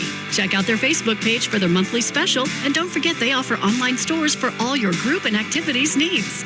Wright Printing and Promotional Advertising, across from the Family Center on Highway 52 East in Versailles. Call 573-378-5775. Veracruz Mexican Restaurant invites you to join them for a casual lunch or a nice family dinner out with delicious, authentic Mexican cuisine. Veracruz has a great selection of burritos, tacos, seafood, enchiladas, salads, and more, all prepared with the finest and freshest ingredients. Grab dinner tonight from one of their 3 locations: Veracruz on South Highway 5 in Versailles, Veracruz Jr. on Highway 52 in Stover, or on Highway 65 in Lincoln. Veracruz Mexican Restaurant, a proud sponsor of local athletes. We're back with our GT Brothers Automotive Postgame Show after an absolute dogfight in that first one. 53-44, Eldon takes out Holden. Jason, I'm not going to lie, that game was a little bit more intense than I kind of expected. Yeah, I don't think the Lady Mustangs realized who Adeline Campbell was for Holden, but she's a special player and literally took an 8th-seeded team, pushed Eldon all they wanted for 3 quarters plus. Eldon obviously came out on the positive end of things, but yeah, you got to give Campbell a lot of credit, man. She knows how to put a team on her shoulders and try to take them all the way. But we got to give credit to those Eldon Lady Mustangs as well. And because of that, we need a shed batting cage player of the game. We talked about in the break. Who are we going to make our player of the game, Jason? I say Caden Davis. It's a tough choice because there's a lot of balanced scoring, and it was a total team effort by the Lady Mustangs to win this game. But Caden had a really strong second half. She only had 3 points in the first half, but she finished with 12. Did a lot of damage to the Lady Eagles in the second half. Brought a little energy, I thought, when they needed it, and kind of took that. This game was about, 3-4 point game the whole way. Yeah. And she kind of extended that and kind of got that going, bringing that energy. So, to me, Caden Davis is the one.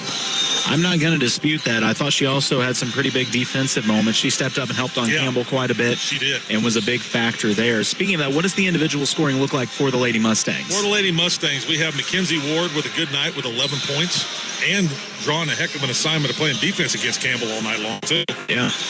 Allie Bird started off hot with 3 threes in the first quarter, ended up with 11 herself by the end of the game. Jaden Henderson with 5, Caden Davis with 12, Briley Dowell with 1, Corin Davis with 5, and Phoebe Zachers with 8. I thought it was a nice outing for the Lady Mustangs. I'm just curious, how many did Campbell finish with? She ended up with 28 points, and her shooting percentage was pretty solid.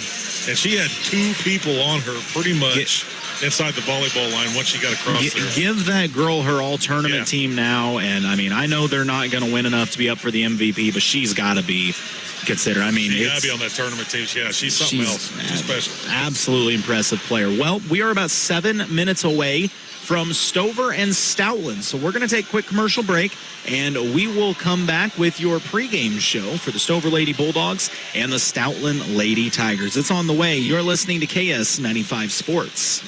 Since 1844, Kidwell Garber Funeral Home has been a part of Versailles. They've seen the community grow. They've seen the community change. But one thing remains the same. Nothing's more important than our schools. Kidwell Garber would like to take this time to salute everyone involved in keeping Versailles schools a source of pride for the community, and to the students who always strive to do their best, whether in sports or academically. You are the future. From Kidwell Garber Funeral Homes of Versailles and Laurie. The goal of the Morgan County Health Center in Versailles is to make sure you feel your best and stay that way. A few of the public health and community services available at the Morgan County Health Center include CPR and first aid training, food safety classes, educational materials and classes promoting healthy lifestyles and activities, children and adult immunizations, and nutrition for expectant mothers and young children through the WIC program. For more information, follow the Morgan County Health Center on Facebook or call 378-5438. The Morgan County Health Center at 104 West Lafayette in Versailles, connecting the community to healthy choices. Reaching your fitness goals doesn't have to be tough at Versailles Total Fitness. Tara Grantham is a certified personal trainer and registered occupational therapist who can help you reach your goals in a safe, efficient manner. Get your membership set up today and talk to Tara about training so you can take the first step in becoming a healthier you. Contact Versailles Total Fitness at 573-789-6800 Monday through Wednesday from 9 to 5:30 or see them in person at 131 North Monroe Street in Versailles. Hi, I'm Jason Blankenship, owner of Jason Blankenship CPA LLC. As the year quickly draws to a close, it's time to start thinking about tax planning strategies for your farm and business. We are happy to meet with you and help you see where things stand for the year. We can also give you advice on ways to spend money to help you grow your business, all while maximizing your tax savings. No matter what your tax, payroll, or accounting needs are, Jason Blankenship CPA LLC has got you covered. Celebrating 10 years of service to the Central Missouri area and looking forward to many more, give us a call at 573-557-2417 or stop by and see us at 401 East North Street in Eldon.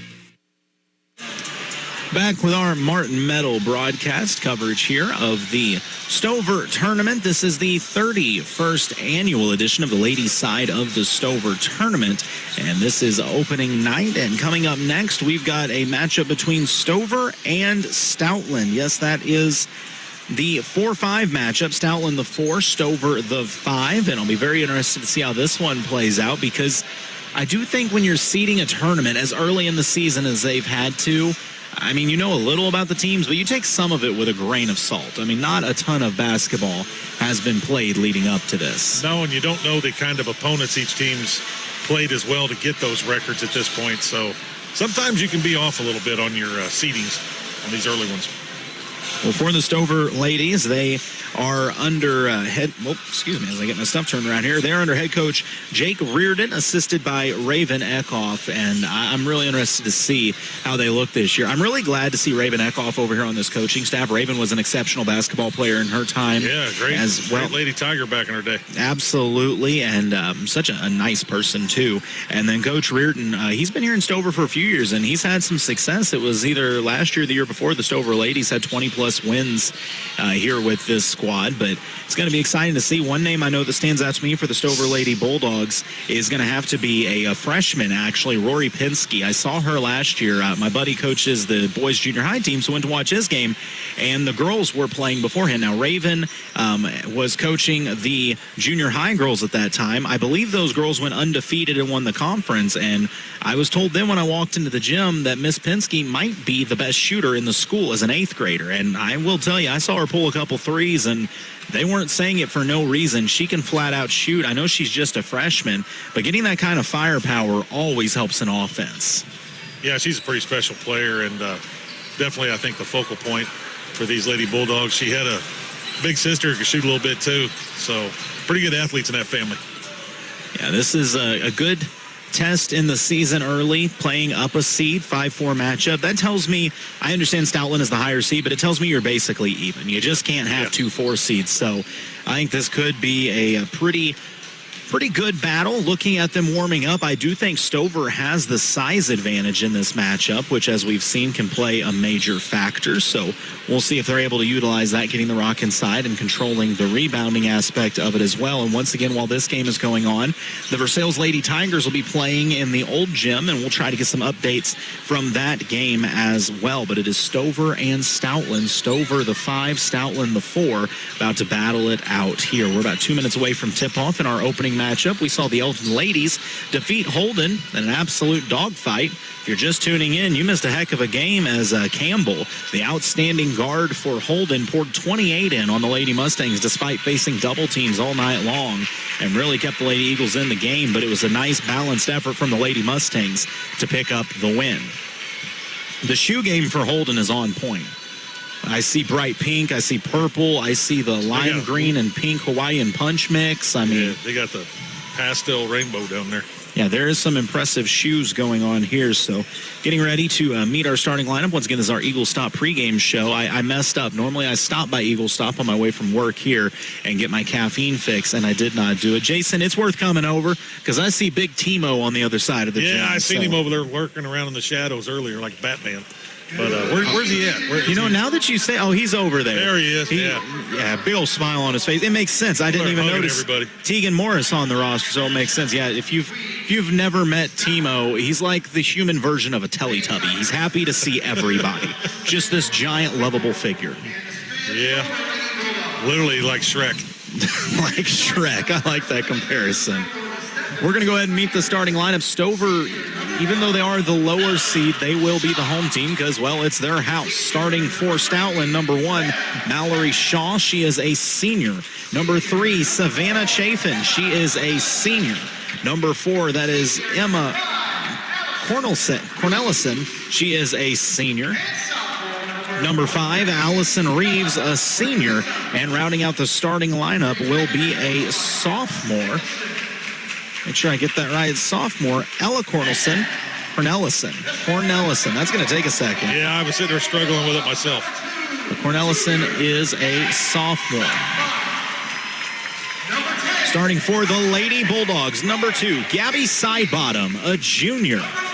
Number 10, that is Rory Pinsky, the freshman we were just talking about. Number 11, Mia Rowland. She is a senior. I remember last year she could really fire that 3-ball. Yeah, she can get hot quick. Number 20, Tegan Morris, just a sophomore. And the center for this team, number 41, that is Casey Dills. She is a senior. Once again, I do think the size advantage definitely goes to Stover in this one. Yeah, just giving it the eye test, it looks like they have the size advantage by far. So, on the opening tip, it is going to be Pinsky jumping against Shaw. It's against Stover in the home whites with the orange trim. It's the road blacks for Stoutland with the gold trim. Opening tip is away, and it is controlled, well, sort of, by the Lady Bulldogs, and a tie-up immediately as it was tipped over into the hands of Sidebottom, who was stuck on that half-court line, had nowhere to go with it. A jump ball on your tip. There you go. So we're going about the rule book now. Yeah, we're going to jump it again. But this time, we're going to jump it off with the 2 that tied it up there, so it's going to be Sidebottom jumping against Cornelison. I'm pretty sure we forgot the rule on this one.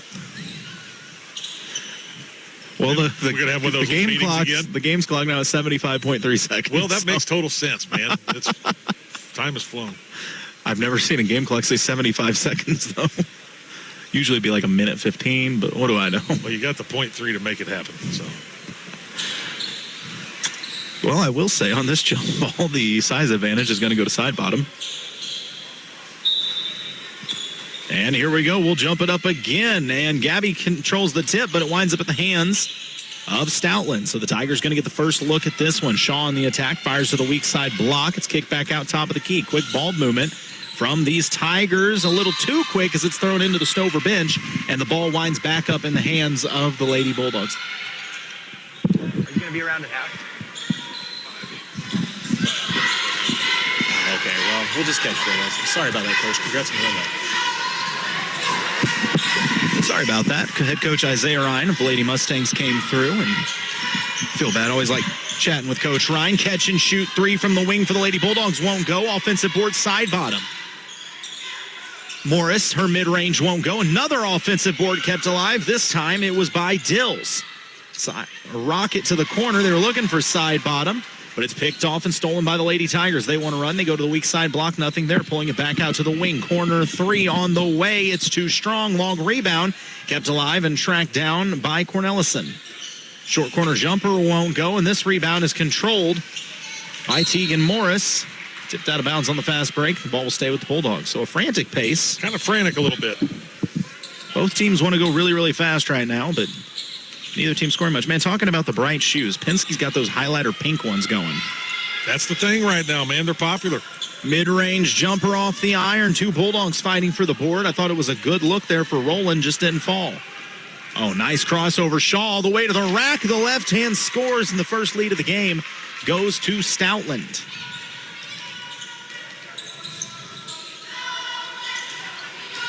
Pinsky. From 3 way downtown wouldn't go. We are in the Carpenter Gunther Lumber Company first quarter of action as Stoutland has the board looking to run, but a little too quick. Double dribble going to be called. Ball back to the Lady Bulldogs. 2-0, the early Stoutland lead. Lots of running, not a lot of offense just yet. Not a lot of pay for it yet. Inside-out game. Morris from 3 off the iron, out of bounds, and back to the Lady Tigers. So we saw the same thing in that Eldon game, though, previous. I think it takes them a little bit to get their feet under them and get used to playing in this gym. This gym is an adjustment. If you've ever played it, it is an adjustment. Little inside-out game. Thought about the corner 3. Good defense played by side bottom. Stoutland working around the outside of the Stover zone. It is a 2-3. Driving baseline, short corner jumper forced up and off the side of the backboard, won't go. And I almost said Timo. I almost let it slip. Go ahead, man. She still qualifies. I mean, Tegan Morris could be a That's Timo. a Timo. Instead, it's a Little 3 T. from Pinsky. Halfway down, wouldn't go. But the offensive board kept alive and put in by Davis. So this is Little Timo. That's Dills there, Casey Dills. No, that was Dills with the bucket. But I'm saying we refer to this one, it's Little Timo. Yeah. I think they call her Little T. Little T. Well, that fits. 2-2 ball game, 5:25 to play in the Carpenter-Gunther Lumber Company first quarter of action. Stoutland trying to get inside this zone. Runner from the left wing off the iron won't go. And the one complaint I would say if I'm Stover on their defense right now is I think they get caught watching a little bit on rebounds. Yeah, they're watching a little bit, and Stoutland's having a little too much success on that. Pinsky goes to the floor to cover that one up. She's fouled, and the ball will stay with the Lady Bulldogs. Pinsky, the trigger man, gets it in to Morris. Pinsky picks up the dribble, needs some help, fires ahead, a little full court heave on the run out.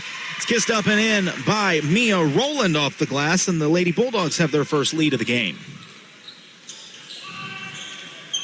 4:59 to play in the first. Thought about the corner 3. Side bottom was there defensively.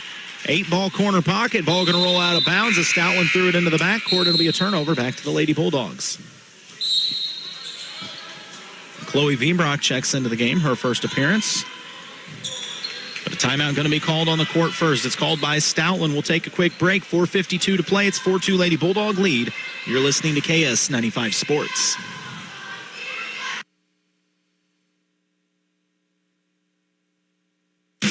Building season is here and a great time to visit Martin Metal for the next agricultural, residential, or commercial project on your list. Trusted throughout the heartland, they continue offering only the top quality products in the industry, which ensures beauty and durability for years to come. When in need of a post frame or a stud frame building, you can depend on the dedicated professional staff to help you get your job moving forward. Call 573-378-4050 and speak with a professional today. That's 573-378-4050 or check us out online at martinmetal.com.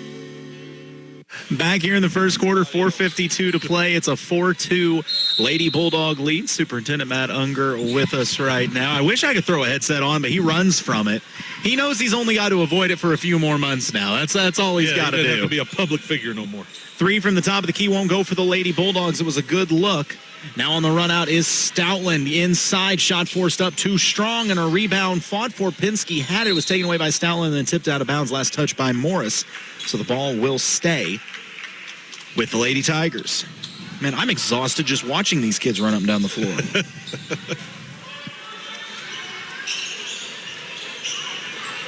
Players hitting the deck on the inbounds. It's fired to the corner. Shaw takes the 3. Good. Splashes it home. Lead goes back to Stoutland. 5-4 halfway through this first quarter of action. It's a pretty arch on that thing. Side bottom attacks. Weak side was trying to fire block, but it's tipped out of bounds. Should stay. Oh, no. They'll say last touch by the Lady Bulldogs. Was looking for Chloe Wienbrock on the block. That's just a little too hot to handle. Firing down low. It's picked off by side bottom. Side bottom wants to run out. She fires ahead to Little Timo. Steps into the mid-range jumper. It's too strong. Rebound on the floor. Still loose. Corralled by the Lady Bulldogs. Pinsky has it. Skip past side bottom. Weak side through the contact. They're letting them play right now. They are, without a doubt. Shaw on the run out. Euro. Good defense by Morris, though. Held her footing despite the Euro. A full court heave. We're a little out of control right now, I think. If this was a track meet, everybody's going 100 miles per hour, and I think some players would be a little more comfortable at like 75. Everybody's going 100 miles an hour somewhere, but they don't know where they're going. That's the problem. We're running the Autobahn right now. We're just going. A little crazy. Once again in that 2-3 zone. Stoutland with a 1-point lead under 4 minutes to play in the Carpenter-Gunther Lumber Company first quarter of action. It's a tip and a steal. Pinsky has it on the left wing. She's harassed, needs to find a guard, and she does so. Mia Rowland brings it up, goes to side bottom, back out to Mia. And Mia thought that she was going to the corner. Morris thought she was going to the block. The ball thought it was going out of bounds. Yeah. A lot of thought for naught. That's why I try not to think. Bad things happen if I think. I know. Coach Walters looking good tonight. How you doing, Coach? It's crime that Coach Walters can wear shorts this time of year. 3, top of the key, won't go for Stoutland. A nice rebound hauled in by Kathy Dunn. Side bottom attacks from the wing. It's poked loose, stolen by Stoutland, wanting to run out. Morris does a good job turning them back, but on the fast break, shot flipped up halfway down, wouldn't go. Neither team having much luck shooting the rock right now. No, this is not pretty right now for either team. Rowland comes away with it and finds Morris. She's going to break the press. She's knocked off ball, but the ball will stay with the Lady Bulldogs. Somebody just needs to make something and settle it all down. Look across there. I see the little head shake from Timo, like he disapproves. I'd love to know the coaching points from Timo over there. Yeah, I want to know Timo's school of basketball thought. That's what I want to know. We need to get a wireless mic on him so that he can start giving us his play-by-play insight and see what he thinks. On the wing is Rowland. Goes back to the top of the key to reset. Pinsky. Was looking high post, but it's knocked loose and stolen by Stoutland. A strong take from Shaw all the way to the iron, and Stoutland increases their lead to 3. They lead 7-4 with 2.5 minutes remaining in the first quarter. Pinsky racing ahead, stepped on that out-of-bounds line. It'll be a turnover. Back to the Tigers. A timeout called by the Lady Bulldogs. We'll go ahead and hold it here. Jason, I feel like this pace benefits Stoutland right now more than it does Stover. I agree right now, and Mallory Shaw has benefited the most from all of it. She has all of these Stoutland points right now and is looking pretty good. But, yeah, Stover just looks uncomfortable right now. I just realized I never changed the quarter on the screen, so anybody watching thinks that it's 4-7 in the fourth, and has been one heck of a defensive battle. They haven't made a lot of shots, but it hasn't been that bad. No, that's not quite that bad. See the Bulldog down there with the cheerleaders, uniform on and all. Is that a new Bulldog I mask? think it is. It looks newer than the old one I'm used to. A little bit more suave, a little bit more velvety. Yeah, the Bulldog looks like he's a little more sophisticated. Just a little bit more grown up, mature. Just a little bit more worldly traveled Bulldog. Worldly traveled Bulldog. Whatever that means. I like that. Our new mascot has been to Spain. He's spent some time across Europe. It was wonderful. Oh, this is the kind of top He's of the line. very toothy. Well, he's a Bulldog. Very toothy. Stoutland with the rock. Shaw on the drive, loses it, has to pick it back up, stuck in the corner, fires back out to the wing. A near steal. It is a steal from Pinsky. Pinsky now on the fast break, right hand off the glass and scores. Stover draws back within 1. Quick hands from Rory Pinsky. Defense leading to offense. 2:05 to play, middle of the floor. Shaw goes to the scoop shot. It won't go, but she'll head back to the COMC free throw line. I'm starting to see, I don't know much about Stoutland, but I'm starting to learn here that Miss Shaw may be the focal of that whole thing. If we could just get her and Campbell to get on a team together, it'd be interesting. I'm telling you, man, like the old Madden team, I'm gonna get me a football team of girls. This is something we need to seriously do. We've talked about that before. The first free throw is good. A flag football team, but we get to recruit girls from around the area. I want professional girls flag, or not professional, high school flag football in the girls bracket going on around here. We announce the team at the end of the year. We give them all a little award. And then it becomes an annual thing. Well, I'm on it, Colton. It's done. Second free throw rattles in. Jason Vansel putting together a football team right here in Missouri. We are going to come up with a name for it. Morris, mid-range jumper halfway down. Wouldn't go. Rebound Stoutland. They've got the Rock in a 3-point lead. Just under 2 minutes to play in the first. In the middle of the lane. Shot blocked. Kept alive. Put up and in. Just staying with it is Ella Cornelison. And the lead is now at 5. Stover just struggling offensively. Side bottom trying to force the ball down low, was looking for V-Brock. Yeah, nothing looks easy for Stover right now. It's just, they just look uncomfortable. It's one of those, if you could just get one clean look to fall, I think it would kind of loosen up the offense a little bit. Yeah, they look like they're just pushing a little bit here. Side bottom out to Pinsky. They fire it back to the top of the key, working it around. Morris to Rowland. Rowland was fouled before she could get the jumper off. Rowland can get going quick. I do know that. She's a pretty good streak shooter. She can get hot quick. Yeah. But Stover not getting a lot of looks right now. They're just not open looks. They inbound. Morris catch and shoot corner 3. I like that look though. It goes out of bounds. That's I thought it went off Stoutland, but the official right there said that it went off Stover. So the ball will go back to the Lady Tigers. 1:15 to play. Stoutland in the corner, out to the wing, catch and shoot 3 from Shaw. Off the back iron won't go. Shaw gets her own miss, inside out game. Deep 2 off the iron won't go. Another offensive rebound. This one off the back iron won't go. Long rebound again. That's 3 straight offensive rebounds. Shaw thought about the 3 at the top of the key, instead whips it to the corner. The runner off balance won't go, but 2 free throws from the COMC free throw line coming up for Savannah Chafin. Yeah, if Stover's going to have a chance, they're going to have to clean up this rebounded. Got to get your body on somebody. Way too easy. Yeah, you give a team 3 or 4 looks, they're probably going to make one of them eventually. Yeah.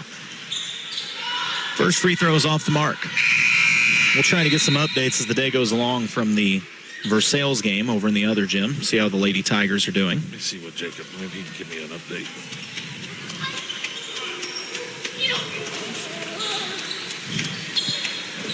Second free throw is good. So Stoutland has doubled up the Lady Bulldogs early in this one. Still a lot of game to play, just a 6-point lead. Morris in the half court fires the side bottom. Catch and shoot corner 3. Off the iron won't go. Stoutland the rebound. Oh, outrunning the pack ahead, laying it up and in. That's another bucket at the hands of Ella Cornelison. It's 14-6. Yeah, Stoutland's just getting a lot of easy looks, and Stover's not. Foul going to go on Stoutland. I see Stover take it to the rack a little bit more. Don't settle for the long shot. Morris with the ball. Stover down 8. I don't want to say you're in that danger zone because it's early in the game, but Stoutland is kind of having their way right now. They get another steal. Stoutland on the run out, but a good job by Morris to run it down and knock it out of bounds, saving the bucket. Yeah, good job knocking the ball out. But, man, Stoutland's just playing just about a step faster right now. 14.8 remaining in the Carpenter-Gunther Lumber Company first quarter. It's thrown into the backcourt. Stoutland goes back to get it. Morris there defensively. It's picked up in the backcourt. Stoutland a little trouble getting it across half court. 5 seconds left on the run out. It's dished to the side. It's tipped by Pinsky. 3, 2, 1. Can she get it off in time? She does. I thought she may have been fouled on the shot.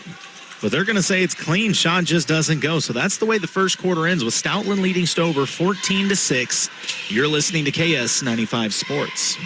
Hey, Missouri, when you're looking for a reliable pit stop, look no further than Eagle Stop. Family owned with over 50 locations. Whether you're gassing up or grabbing snacks, you'll always get a clean, consistent, and quality experience. And you're going to want to reward yourself with snacks, drinks, and fuel discounts. Download their brand new app today. Earn points with every purchase. Eagle Stop, where your journey is their passion. Stop by today and see why they're Missouri's favorite. Hey guys, Colton Taylor here. When it comes to my hair and beard, there's only one man that I trust, and that's Barbering by Brock in Stover. Whether you're after a straight shave, quick trim, or a full-blown haircut, Brock's the guy to go see. Located right off Highway 52 in Stover, next to Vera Cruz Jr. You can give him a call at 573-539-5113, and be sure to follow him on Facebook, Snapchat, and Instagram. That's Barbering by Brock in Stover. As we jump into our second quarter of action, Stover struggling to get going offensively. They find themselves trailing 14-6. Morris now on the point, looking like a 3-2 zone here from Stoutland. No, that's just man defense. They just lined up like it was a 3-2. Excuse me. I got an update. Versailles is down 15-10 at the end of the first quarter. There's still a close game there. Stoutland the steal, the run out, recovering the swat. It was Pinsky, but she got a little arm on the way, and that's going to be 2 free throws at the COMC free throw line coming up for Mallory Shaw. Shaw's an impressive ball player. She's good. Yeah, she's good. She's smooth in her game.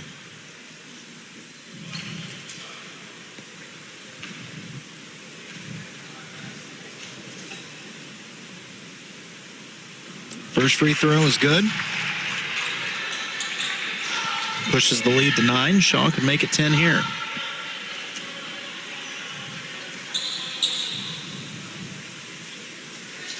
Second free throw off the mark. Rebound tipped out and chased down by Morris. And Morris, tied up, and a jump ball going to be called. Possession arrow will favor the Lady Tigers. I feel like Stoutland right now is just a step quicker than the Lady Bulldogs. Yeah, they're just playing a little bit quicker or faster, or whatever you want to say it. They're just a little bit harder right now. Stover needs to get a stop and find a little bit of offense here, only mustering up 6 points through a quarter. It's tipped, nearly stolen. That's backcourt. There it is. is. Call by the official. Great defense, Mia Rowland, as she was all over Shaw.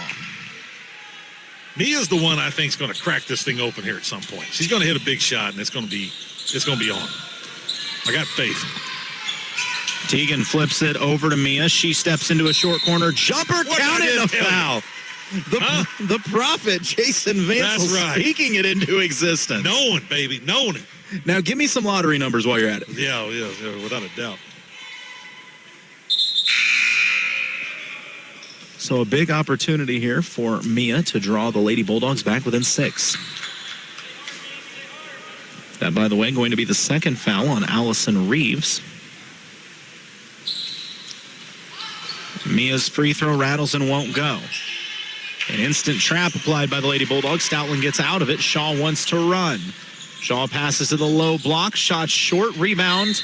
Pinsky, but just lost it off of her leg, so the ball will stay with the Lady Tigers.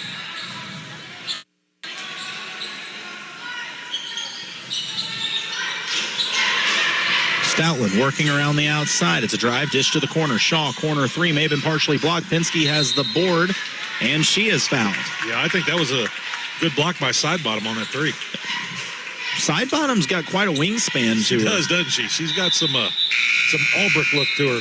Well, to be fair, her dad, Greg over there, is a pretty big fella in his own right. He's a pretty tall dude. That's Alderman Sidebottom. Sidebottom trying to break the press. They fired a Rowland in the short corner. She'll turn, fire off the iron. Good look, just wouldn't go. So now Stoutland races the other way. Stover does a good job getting back on defense. A tip by Pinsky. Another tip by Pinsky. The second one looked like a block in a volleyball game. Yeah, that was a block.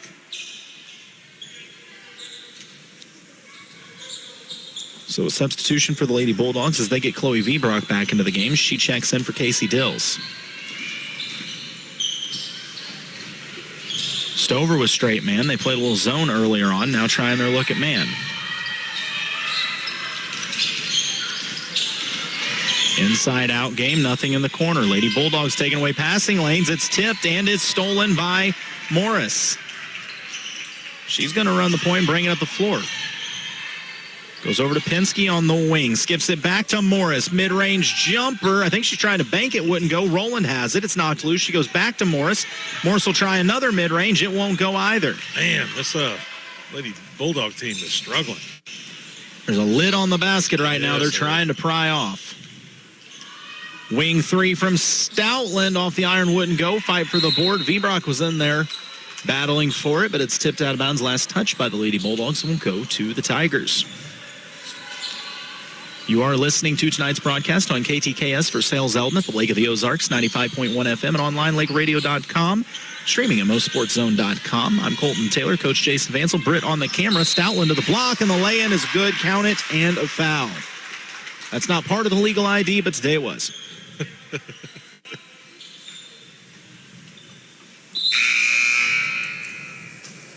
Checking into the game for the Lady Bulldogs, Jolene Wells. She'll come in for Gabby Sidebottom.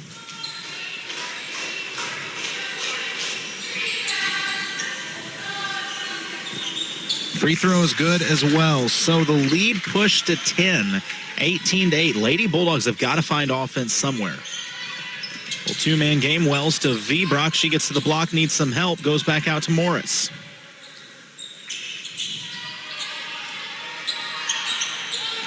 Rowland going to make a little space out of the volleyball line. This is an extended. No, this is just man. I keep thinking it's 2-3 because they wind up in that lineup, but it is just man. Inside, they're looking for Vbrock, but it's knocked loose by Stoutland. Shaw has it, looking to lead the fast break.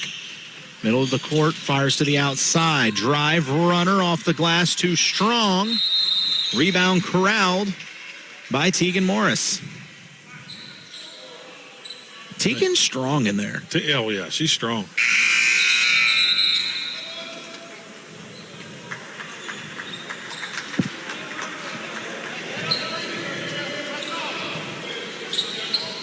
I mean, you're at the point where you don't care where the offense comes from if you're Stover. You just need somebody to hit a couple shots. You just got to get something down. Just try to get a layup, try to get a steal. I mean, just a 10-point game. You're still close enough. You can get a little offense going, you're fine. They just have no rhythm. Trying to break the press ahead to Vbrock. Inside to side bottom, who checked back in off the glass shot, too strong. Rebound kept alive by Wells. Her put back off the back iron won't go either. Somebody might want to check if that's a regulation rim at this point. Oh, Stoutland runs the floor, gets the baseline bucket underneath, and just like that, they have opened up a 12-point lead in this opening round matchup. Ball lost out of bounds. They'll say it goes back to the Lady Tigers. No, the VAR official is going to reverse it and say there was a shove, so it will stay with the Lady Bulldogs. A gentleman in the crowd from Stoutland disagrees. We're going to start getting sideline reporters that go around and when the crowd yells things, comes up to him, sir, now why did you feel that way? That would be a bad idea. Yeah, but it'd be entertaining. Rolling back to Morris. Morris to Roland at the top of the key. 4:35 in the second. 12-point lead for the Lady Tigers and a tie-up on the baseline. Jump ball possession arrow will favor the Lady Bulldogs. Man, these Tigers are just frustrating the Bulldogs at every turn here.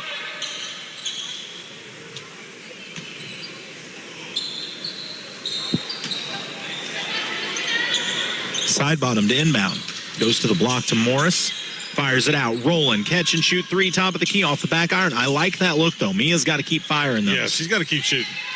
Side bottom in trouble. Nice pass underneath to Morris, who steps back. And how that one didn't go down is beyond me. It went off the glass, off the iron, spun up with backspin like it was going to drop, and still didn't fall. And then a foul on the rebound is going to go against Stoutland, so that will send Dunn to the free throw line for the Lady Bulldogs. I don't know what the Bulldogs shooting percentage is this quarter, but mercy. 4. 4. It's just very gracious. Free throws pure from Dunn, though. The rim works. If you don't touch it, it works. Yeah.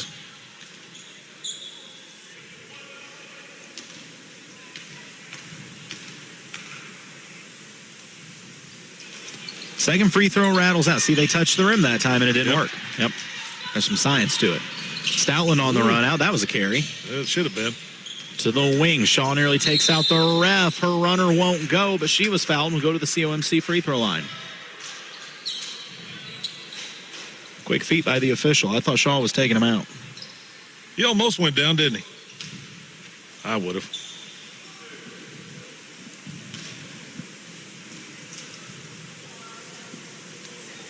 Shaw's first free throw is on the mark. 21-9, lead back at 12. Chloe Vbrock comes back into the game. She checks in for Jolene Wells.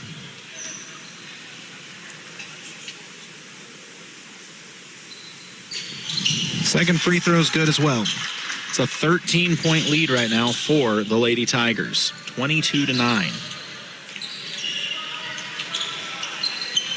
Two-man game to break the press between Morris and Roland. They get it ahead to side bottom. Her runner off the back iron, just a little too strong.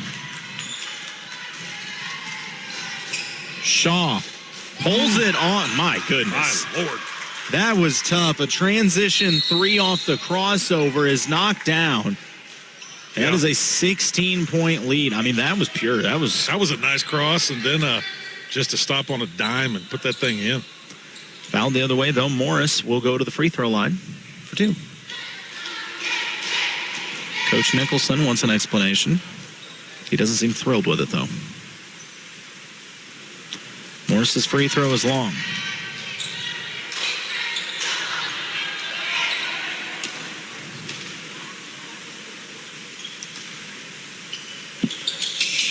Second free throw for Tegan rattles and pops out. Lead stays at 16. We're halfway through the second quarter, and a shooting foul the other way. I mean, Shaw just gets ahead of steam and goes right to the rim. No one picked her up high. Yeah, Tegan looked a little frustrated there.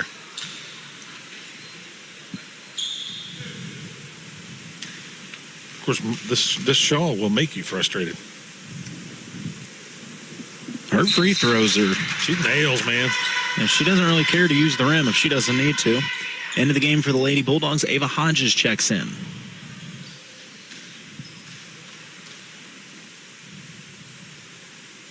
Shaw's second free throw is money as well. So the lead right now at 18. The Lady Bulldogs just 9 points thus far in this game. And it's a steal by Shaw. Layup won't go. Offensive rebound kept alive. Put up and in for Stoutland. That was Emma Cornelissen. This pressure is really bothering the Lady Bulldogs. Hodges goes out to Roland on the drive, takes the contact, puts the shot up and won't go, but she'll be headed back to the free throw line. With both teams right now in the bonus, we may see a lot of free throws these last few minutes.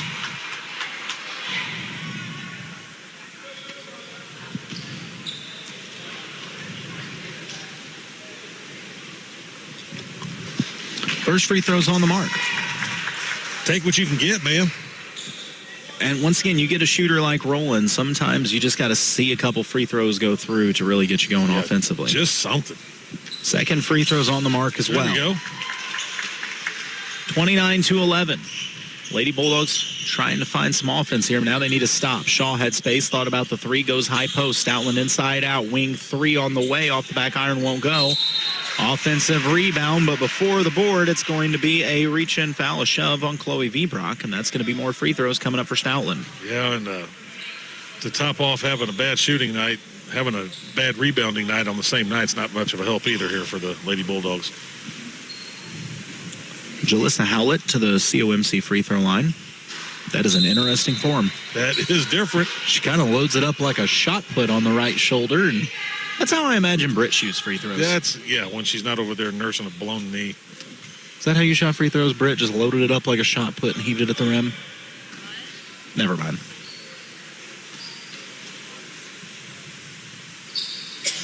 You know she made it. Who am I to question it? It goes in. Gave those points to the wrong team. 30-11, a 19-point lead for Stoutland. Morris going up to get it, trying to break the press. She does so. Fires to the corner. Roland drives baseline, looking underneath for Hodges. It's knocked out of bounds and will stay with the Lady Bulldogs. 2:49 remaining in the second quarter of action here in our Martin Metal broadcast. And the inbounds, it didn't quite work. They were trying to feed it inside. They were looking for Dills, but it got tipped out of bounds to Roland, who was still standing out of bounds. It's turnover. Stoutland now nearly has it stolen. Tipped out of bounds and will stay with the Lady Tigers.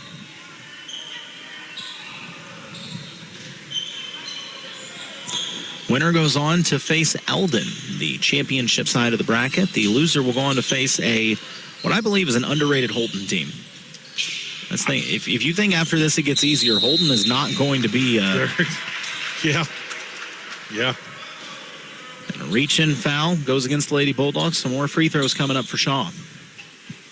That one is going to go on Tegan Morris. Shaw's got third. One heck of a night already, man.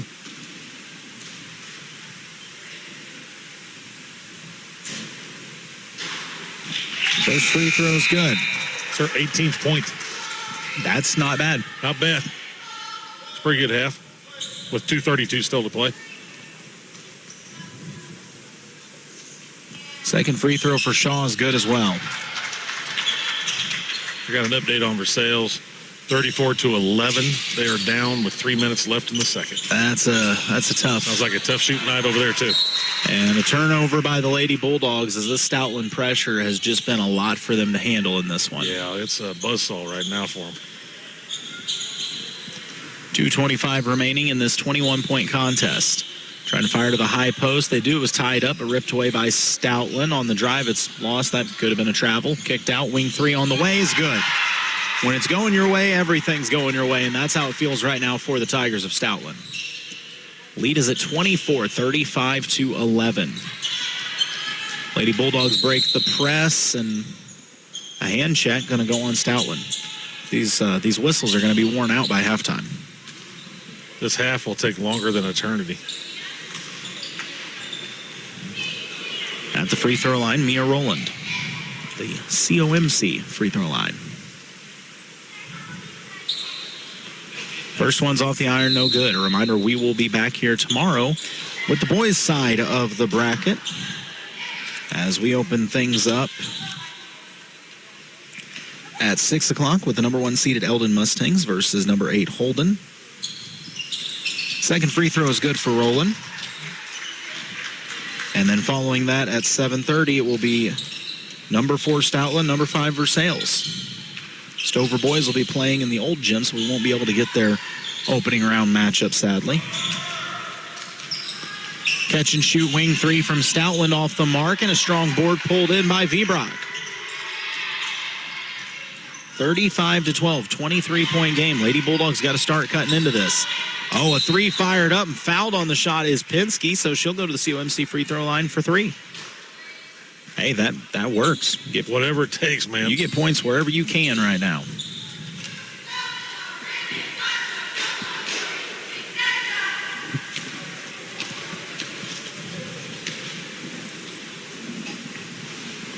Pinsky's first free throw rolls off the iron and out.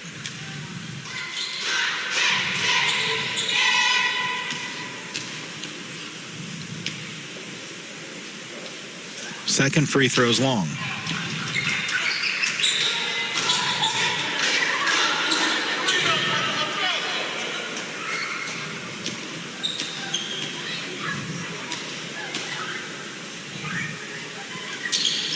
Third free throw just right. Lead at 22, 1:30 to play in the half. Stoutland has put 35 on the board in this first half. Mid-range jumper on the way, too strong off the back iron, and the rebound pulled down by Pinsky. She fires ahead to Rowland, whose right hand off the glass is good. Yeah, a whole lot more of that right there. Back to 20. Can you get this down into the teens before the half? Little energy booster there. Stoutland at the top of the key, out to the left wing. They go high post. Stover sitting back in that zone. Drive inside. One-legged runner just dies on the iron and falls. Man. I don't know what you say to that. I don't know, man. Emma, good shot. That's all you can say. Emma Cornelissen with the runner. That was just, wow. Side bottom underneath. She finds Vibrock on the run out. Chloe is fouled and will shoot 2. If you made it to tonight's game, you have probably shot free throws by now. Everyone's got a chance. Britt's 4 of 4 from the free throw line this evening. Good job, Britt. I'll tell you what, she's 4 of 4 from the eye roll. I know that. Yeah, seriously, if looks could kill, I wouldn't make it through the half. She'd be Charles Manson. Giving you the Manson lamps over there. Oh, goodness. So second free throw coming up. First is long. 37-15. That's a 22-point lead for the Lady Tigers. Second free throw rattles out as well. So Stover just bad shooting luck across the board right now. A lot of woes from the crowd. A lot of woes. I guess we're woeing. It's like swag surfing. It's a new dance. Whoa. Joey Lawrence. Oh, Stover inbounds to Rowland. Mia gets the bucket to go. Back at 20. 30 seconds remaining in the first half.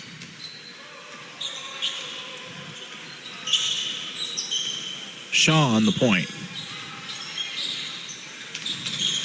Trying to find space. I mean, they've cleared it out for her. She goes to the corner. Catch and shoot 3 is swatted out of bounds by Vibrock. It's a nice block. Yeah, Chloe got the whole hand on that one.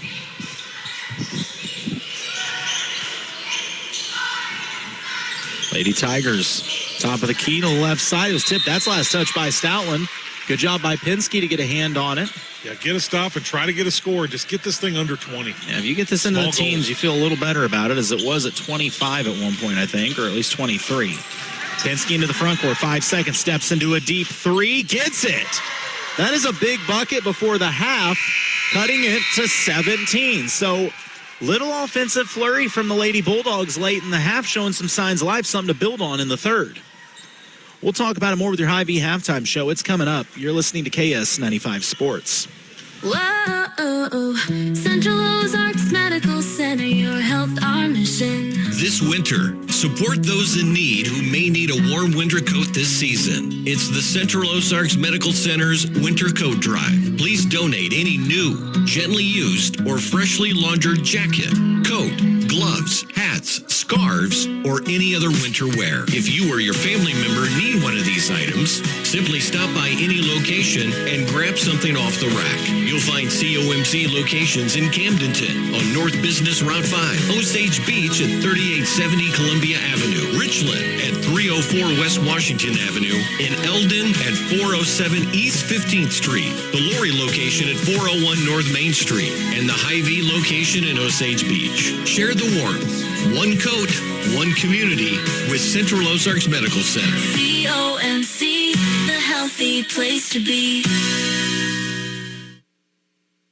Some of the best conversations happen lakeside when the food is incredible and the view does the talking. At Baxter's Lakeside Grill, savor thoughtfully prepared dishes shared with people who matter the most. Whether it's a lunch with coworkers or a sunset dinner with friends, Baxter's turns a meal into a memory. Slow down and enjoy perfectly prepared food with a view that stays with you long after the last bite. It's all waiting for you at Baxter's Lakeside Grill on Bagnell Dam Boulevard in Lake Ozark.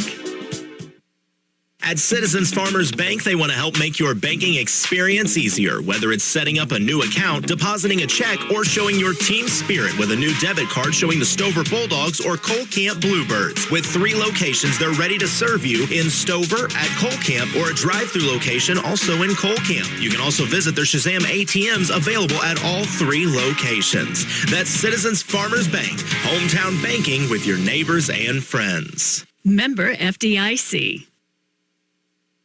We're back with our Hy-Vee halftime show as Stoutland leads Stover by a score of 37-20. It was a tough shooting half for the Lady Tigers, who honestly got plenty of looks, just couldn't convert on them.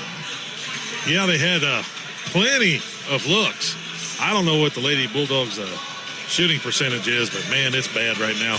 They kind of had a little bit of life there at the end of the half, but my Lord, it's just not been a very good shooting night. And compare that to Stoutland, who's had a lot of easy ones, and Mallory Shaw's been a real problem. So I do think the little bit of life for the Lady Bulldogs, you would say, is you ended that game on a bit of a run. Getting to see a shot go down for Penske could be huge. If you could come out in this second half, and you don't need a massive run. Come out and hit a 3. Come out and get a couple stops and rattle off 4 or 6 points, and suddenly that's going to be enough to make Stoutland second guess and say, okay, what's going on here, and really have to maybe reset. Yeah, just small goals, just chip. That's all you can do. Don't look at it as a whole. Just 17's a lot better than what they were looking at there for a while. No, absolutely. So we'll see how this one plays out here in the second half. Once again, a 17-point lead right now for the Lady Tigers as they are playing for the right to move on in the championship bracket. Winner of this will move on Wednesday. I'm getting my dates mixed up here. Today's the 5th. Yeah, they'll move on Wednesday to face Eldon. The loser will move on Wednesday to face Holden. I was trying to remember my team's name. And I'll say this again. Loser of this game, you don't get any about things on the loser's bracket. That Holden squad, they showed up ready to play today. You better bring your lunch, because Miss Campbell will be waiting on you. And then going on right now, Versailles, last we heard, was down to Knob by a good little bit, and they will play. The loser of that game will face the loser of Cole Camp and Russellville. I did not see the Cole Camp Russellville. You don't want to assume things, but something tells me Russellville may have walked out of that one with a win. So we could be on a collision course. If Eldon would reach the championship game against Russellville, that'd be a rematch of one of Eldon's only losses, so that could be kind of neat. I thought the Eldon ladies, once they figured it out in the second half, looked pretty crisp. Yeah, and it was a pretty good team effort by all of them as well. They all chipped in, they all contributed, and got it done. A strong second half by Caden Davis. Kind of put it over the top. But, yeah, you got to give Holden a lot of credit, man. That was you don't see many 8 seeds like that in the game in the fourth quarter. No, not at all. I was really impressed with them. But like I said, Lady Bulldogs, I know They're down 17, but if you watch this game, you would think 17's not that crazy of a number. No, you come back from it. You just got to get a run going. You got to get something consistent. You got to get shots going. That's the big thing for me. I'm just shocked. You're in your home gym. You kind of think you'd shoot a little bit better, but opening night of the tournament is a weird one and can lead to some weird shooting patterns. But yeah. We'll talk more about it as the Hy-Vee halftime show rolls on. We're about 5 minutes away from the third quarter, but it's 37-20 as Stoutland leads Stover 37-20. You're listening to KS95 Sports. Aye, Captain, the seas of the Ozarks are too rough. Me and crew can't secure the screens and railings. They'll never be installed right. She ain't sturdy, Captain. Rest assured, you'll see calmer seas this winter. And have American Sun Control secure powder-coated railings and screens for shade, too. While the lake is calm this winter, let American Sun Control install your dock and deck screens and railings. Come in, call, and look them up online and Facebook. American Sun Control. Hi, I'm Jason Blankenship, owner of Jason Blankenship CPA LLC. As the year quickly draws to a close, it's time to start thinking about tax planning strategies for your farm and business. We are happy to meet with you and help you see where things stand for the year. We can also give you advice on ways to spend money to help you grow your business, all while maximizing your tax savings. No matter what your tax, payroll, or accounting needs are, Jason Blankenship CPA LLC has got you covered. Celebrating 10 years of service to the Central Missouri area and looking forward to many more, give us a call at 573-557-2417 or stop by and see us at 401 East North Street in Eldon. Take your softball and baseball skills to the next level. The Shed is Eldon's own indoor hitting facility that features 2 full cages with screens, tees, and pitching lanes. You'll love their top-of-the-line pitching machine that throws a variety of speeds with precise locations to perfect your swing. The Shed also has a workout facility. You can add it to your cage rental or just purchase as a regular membership. Open Monday through Friday, 3:30 to 8, and Saturday and Sunday from noon to 8. Look for the big white building across from Gerb's in Eldon. Book times now on Facebook at The Shed LLC. See you at The Shed. Emmy's, a boutique with a warm and welcoming atmosphere, is a cute little boutique that carries something for everyone, from infants to adults. Emmy's has all new adult and baby clothes, purses, home decor, and new kitchen gadgets. Emmy's, a boutique, open Tuesday through Friday 10 to 4 and Saturday 10 to 3 at 111 West Jasper in Versailles. Back at our Hy-Vee halftime show, about 3 minutes away from the second half. Big win for the Mizzou Tigers on Saturday as they took out number 22, Florida.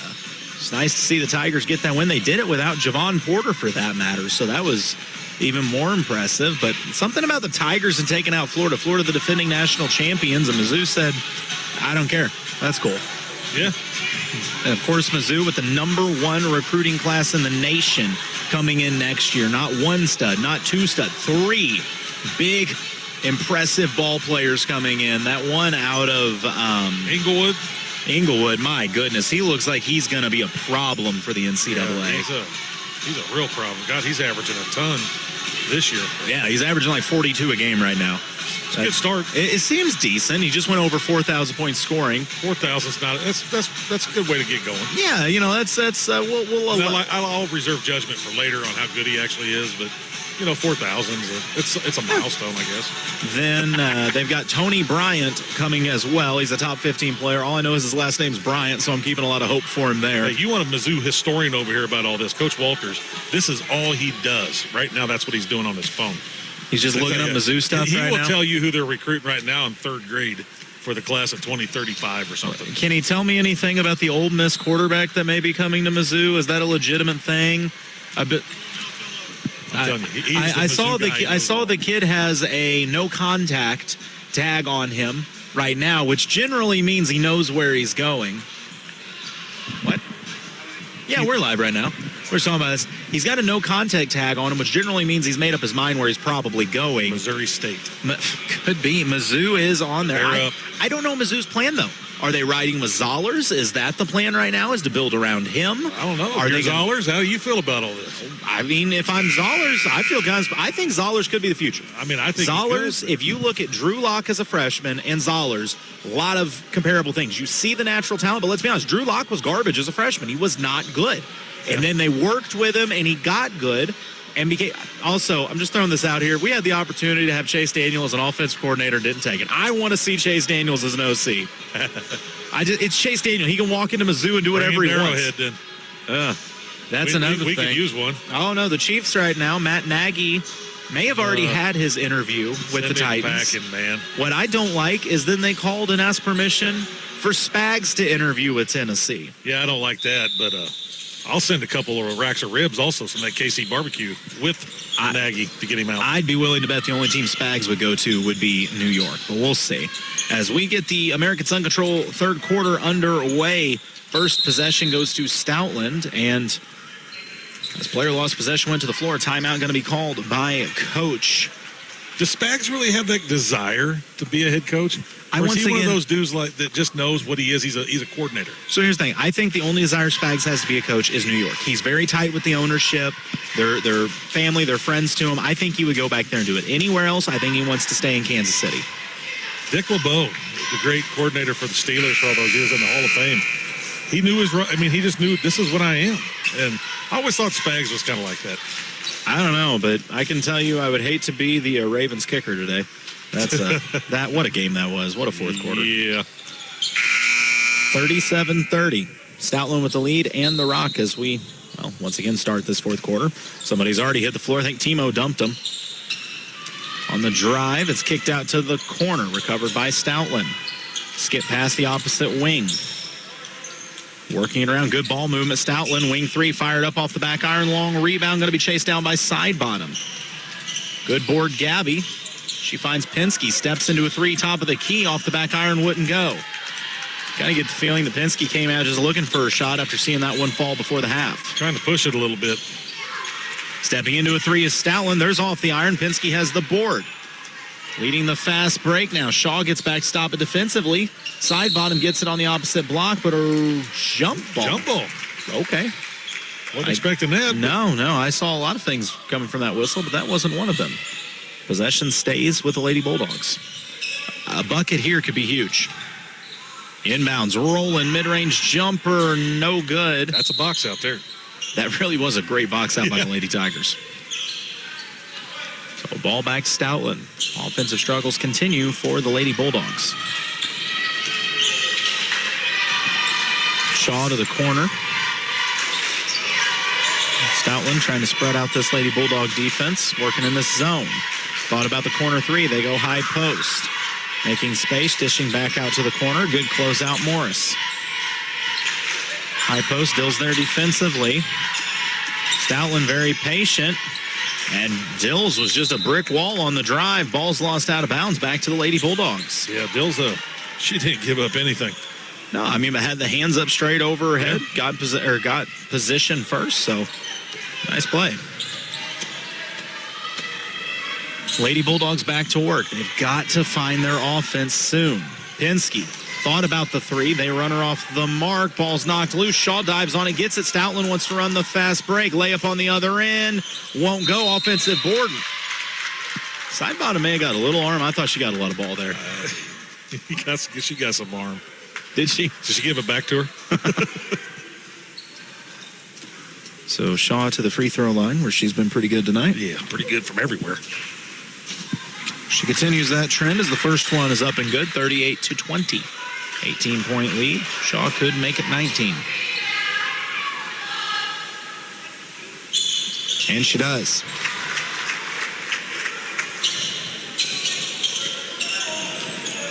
Stoutland, a little light pressure. Dills fires it to Morris on the block, who skips it back out to Dills. Roland on the wing. Made some space, drops it off the side bottom. Tries to fire it down to Dills. It's tipped and recovered by Morris, but I think she had a foot on the baseline. Yeah. Nothing looks comfortable for Stover right now. Timo giving his daughter a few little words of encouragement there. Be better, get buckets. You can read his lips from over here. Oh, yeah. Oh, and it's a steal by Pinsky. Knocked out of bounds, and who had the last touch? They'll say out on Stoutland. Ball stays with the Lady Bulldogs.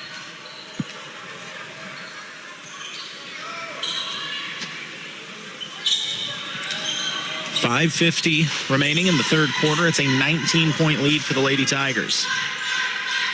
Roland skips it to side bottom.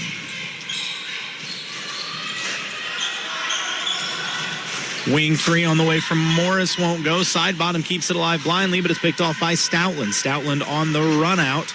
Left side, nice pass to the weak side block. Shot fake, laid up, won't go. Offensive board kept alive by who else but Shaw. She steps out. She'll pull the corner 3. She'll get the corner 3. My Lord. 22-point lead as Shaw continues her hot shooting night. That's 24 points for her already. Oh, Lady Bulldogs trying to get ahead. Morris uses the shot fake, kisses it off the glass and in. Cuts it back to 20. 5 minutes remaining in the third. To the block, and it's a steal picked up by Dills. Rolling to the block underneath side bottom, trying to muscle it up. Shot won't go. Offensive board kept alive. Roland throws it up. It won't go. A tie up. Bodies hit the floor. And a jump ball is called, but possession arrow will favor Stoutland.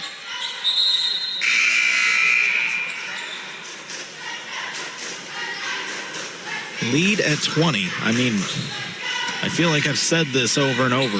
Nothing is coming easy tonight for the Lady Bulldogs. No. They just look a little frustrated, don't they?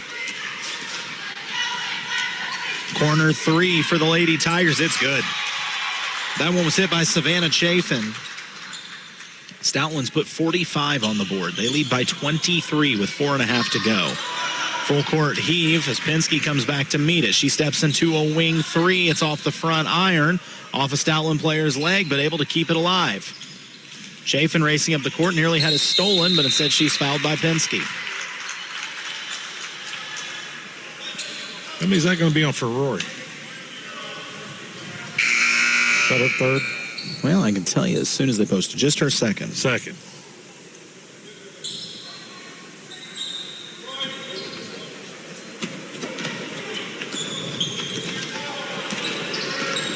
Stoutland to the corner. Couple crossovers. Stovers pulled out of their zone now into man defense. On the wing, they go high post. It's knocked loose. It's picked off by Vibrock. Ahead to Penske. Penske on the run out, right side, right hand. Count in a foul.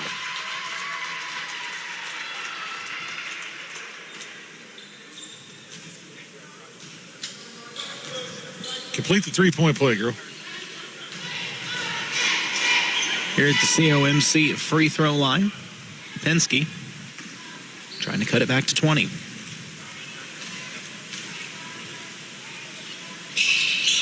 Free throw off the mark. Offensive board kept alive, and a foul on the rebound. So second chance opportunity.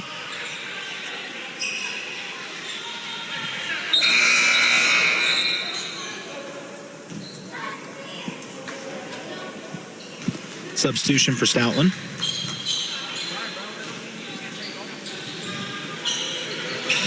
Looking for a cutter. They lob it in. It's kicked back out to the corner. Roland, corner 3 off the front iron. Long rebound.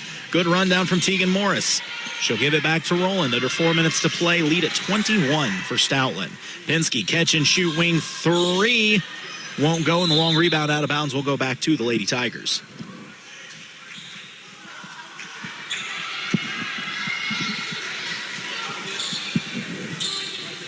Oh, my bad. It must have. Yeah, it went off of a Tiger at some point. Stays with the Bulldogs. Roland was looking to step into a 3. Goes back to Penske. Back to Roland. Take it, girl. Don't get no more open. 2-3 zone right now. Wing 3. Penske. It's short. And a fight for the board and over the back's going to be called. I'll go against Vibrock. May have jammed her finger in the process. That's never fun. No. And you know it's going to bother you for the next 3 days, too. Yeah, it's going to be big, fat, and swollen tomorrow and hurt. Near steal by the Lady Bulldogs. Stoutland keeps it alive. Going high post. It's knocked loose. Picked off by Roland. Excuse me. That is Morris. Morris, middle of the floor. Gives it to Roland in the short corner. Her shot is short and picked off by Stoutland. Stoutland now wants to run the other way. Good job getting back by the Lady Bulldogs. Inside is Shaw. Extra pass underneath. It's knocked loose. Morris has it in a precarious position and then pulls it out. I don't know what I just saw. I've never seen that move in basketball before. Globetrotters. Tuck it, hide it where no one can get it, and then pull it out and run. That was clever. High post looking for the block and a steal by Stoutland. Each team has about 7 turnovers thus far this quarter at least. But on the run out, Shaw, no, that is not Shaw, excuse me. That, layup for Cornelissen. Cornelissen. Lead at 23 as the turnover by the Lady Bulldogs back to Stoutland. Yeah, turnovers have been a problem here this evening. Yeah, bad.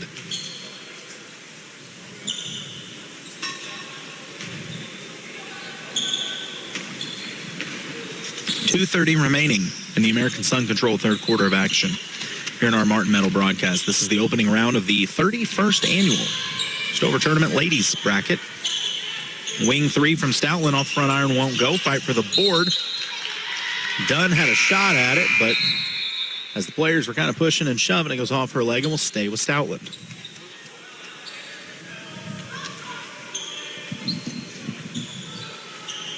Shaw inbounds it out to the wing on the drive. Hands it off to Corneliuson. They go back to the corner. Closing in on 2 minutes to play in the quarter. Runner off the front iron won't go. Rebound controlled by Stoutland. Shaw steps back, pulls the 3 off the iron. No good, and this rebound is controlled by Vbrock.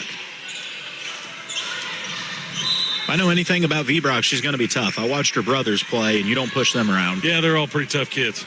Cole may have one of the best motors of any kid I ever called a game for. He never stopped. No. Just tough kid. Morris breaks the press, steps into a mid-range jumper off the back iron, shot too strong. Shaw the board, and she wants to push it. 23-point lead, Euro step off the right side of the glass is good. Lead is at 25. Shaw is having a night. Morris and Rowland trying to break the press, nearly stolen, but side bottom able to keep it alive. Fires weak side to Vbrock. She is fouled and will go to the COMC free throw line for 2. Yeah, I mean, it just 4 points for the Lady Bulldogs in this quarter, just really struggling to find any sort of offense.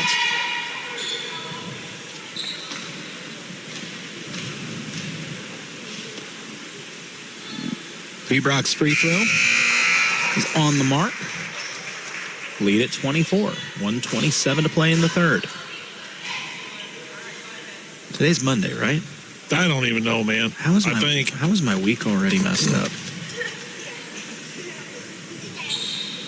Second free throw is good as well. 49-26.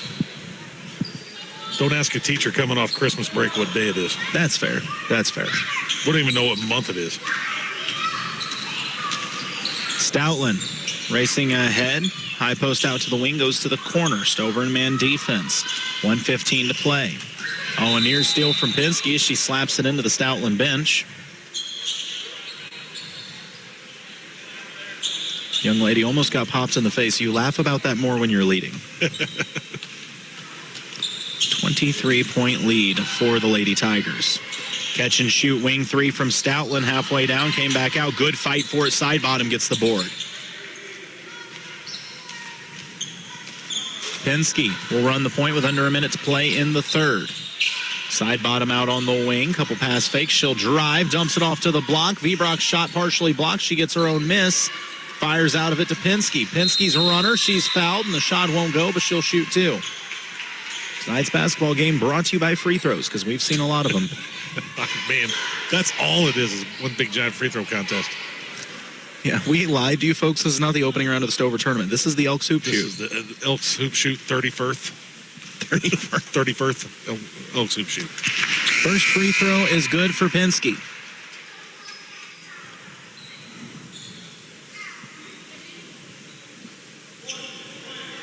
.46 seconds remaining in the quarter. Second free throw for Pinsky coming up. It is 49-27.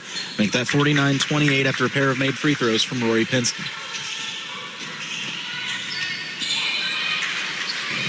Near steal, kept alive by Stoutland, working in the corner on the run. It's dumped off, nearly picked off. It is stolen. On the run out is Pinsky. Pinsky takes a little contact, flips it up with the right hand, won't climb the iron. Rebound hauled in by Stoutland. Now Stoutland racing the other way. A little cherry picking going on behind the defense. Shot laid up and in. Sometimes there's a benefit to not running back, and Savannah Chafin proving that. 13 seconds to go. Do the Lady Bulldogs get a look? Rory sets it. There's the wing 3. It is short, picked up by Stoutland. They've got time to get a look if they go quick here. And a hip check foul going to be called on Rory. Honestly, a smart foul because it was your fourth and it stopped the fast break. Yeah, at least stops that from happening.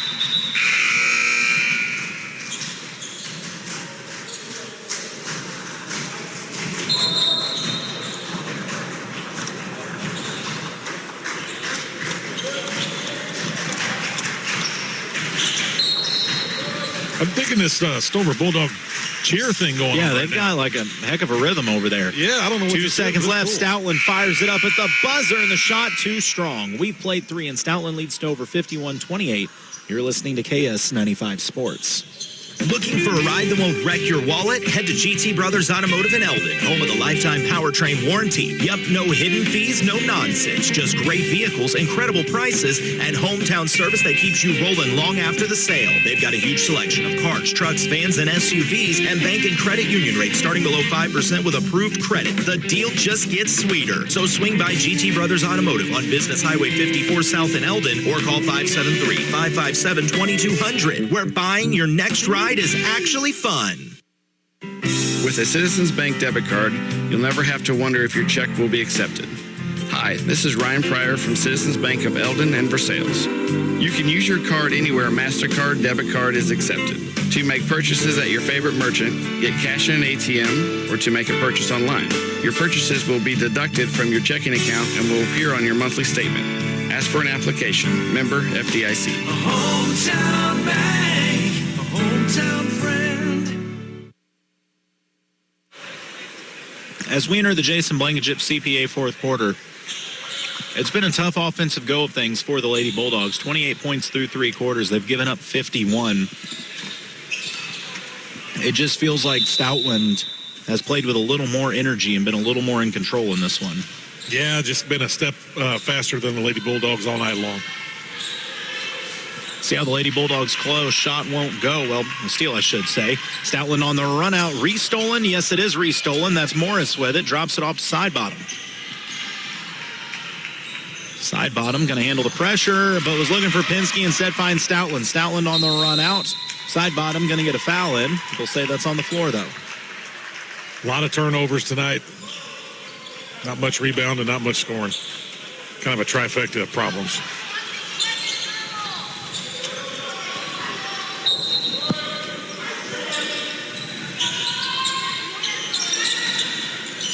Stoutland gets the pass lobbed in, working around the outside. High post. Shot flipped up with the right hand, won't go. Rolling the tough board. Under pressure, she finds Pinsky. Ahead is Morris. Strong take to the rack. Off the glass and in. The real Timo with the bucket.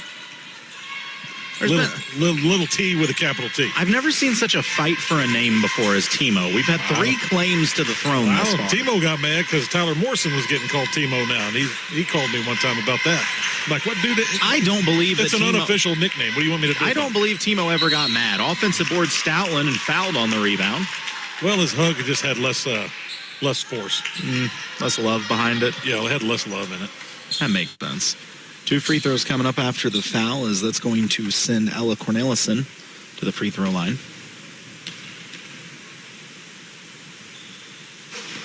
Free throws off the front iron and no good.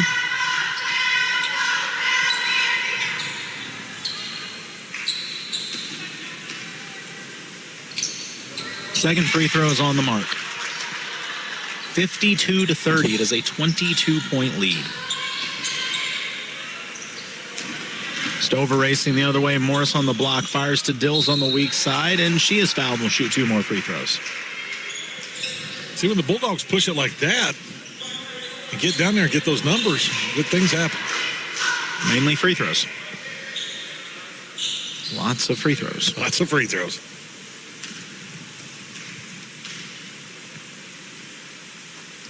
First one is on the mark.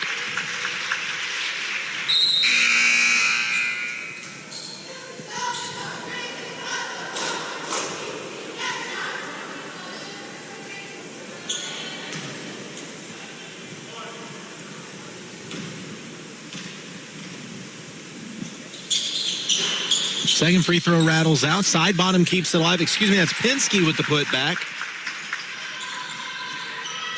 52-33. In the corner, a couple crossovers. Good defense played by Morris, but they get it to Shaw. Shaw has had a night. She gets it in the short corner, steps out to the corner, will reset at the top of the key. Stoutland more than happy to burn a little clock here as they lead by 19 with 6:15 to play. I say that as the 3 is up and good. What do I know? Who made that one? What number was that? I'm not really certain. Assign it to whoever you want. Our score is unofficial. 55-33. It is a 22-point lead. Roland with the answer. Gets it. Even if this is just something to build off of for Stover, I want to see Mia Roland shoot the rock more. She can get you going a little bit. She's been kind of the most consistent offensive threat the Lady Bulldogs have had. Nice pass to the backside by Stoutland. It was altered by Dills. Offensive board kept alive. It won't go. Fight for the board. And last touched by the Lady Tigers. Ball will go back to the Bulldogs with 5:40 to play in this 19-point contest. Head on the right side, side bottom. Passes weak side. Roland, catch and shoot. Rattles home. What did I say? You get me a Roland going. Lead is at 17.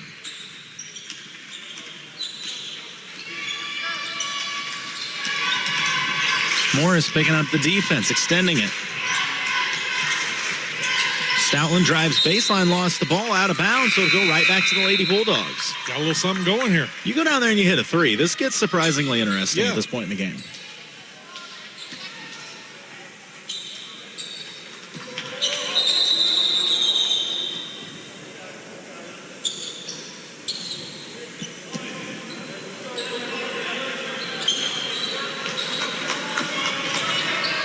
Stover breaking the press. Good passing. Winds up in the hands of Dills. Back to side bottom. Her shot just wouldn't climb the iron.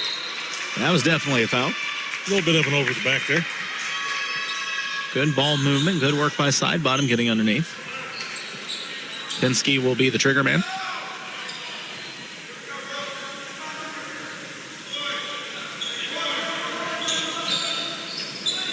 Inbounds is to Morris. Roland out on the wing. Goes to Pinsky. She steps back behind the volleyball line. Runner off 1 foot, won't climb the iron, and the rebound controlled by Shaw. Shaw went to pass to a teammate who wasn't looking for it. Diving on the floor is Morris. Gives it to side bottom. Head of steam all the way to the rack. She's fouled, and we'll go back to the COMC free throw line for 2 more free throws. This will be free throw 97 and 98 of the evening. Yeah, I think so. And a timeout going to be called by the Stoutland bench. Their lead at 17 could be cut to as little as 15, and Coach wants to talk things over. We'll take the break as well. You're listening to KS95 Sports. Family owned since 1915, Stover Milling Company is ready to serve you. As a Purina dealer, they specialize in feed and liquid feed. Stover Milling also offers custom beef cattle ration balancing. Spring is right around the corner, so ask about their buggy rental or spreader truck this fertilizer season. That's Stover Milling Company, located at 101 Maple Street in downtown Stover. Give them a call at 573-377-2611. Stover Milling Company, ready to serve you today. Since 1944, Carpenter Gunther Lumber Company, Morgan County's only locally owned lumber yard, has been providing the area with quality building materials needed for its building, remodeling, and repair projects. Because customer care is Carpenter Gunther's #1 goal, your project is always their priority. They take as much pride in your project as you do. Reach them at 378-4433 Monday through Friday, 7:30 to 4:30, and 8 to noon on Saturday. Carpenter Gunther, where they put the home in hometown business. First free throw is good for side bottom. Second one is short. Rebound controlled by Stoutland. It's 55-39, a 16-point lead for the Lady Tigers. 4:35 remaining in the Jason Blankenship CPA fourth quarter. Stoutland thought about the wing three. Resets top of the key. They go to Shaw on the right wing. Pinsky there on her. High pass is saved by Stoutland. A near steal by Morris kept alive. Mid-range jumper fired from the Lady Tigers and knocked down.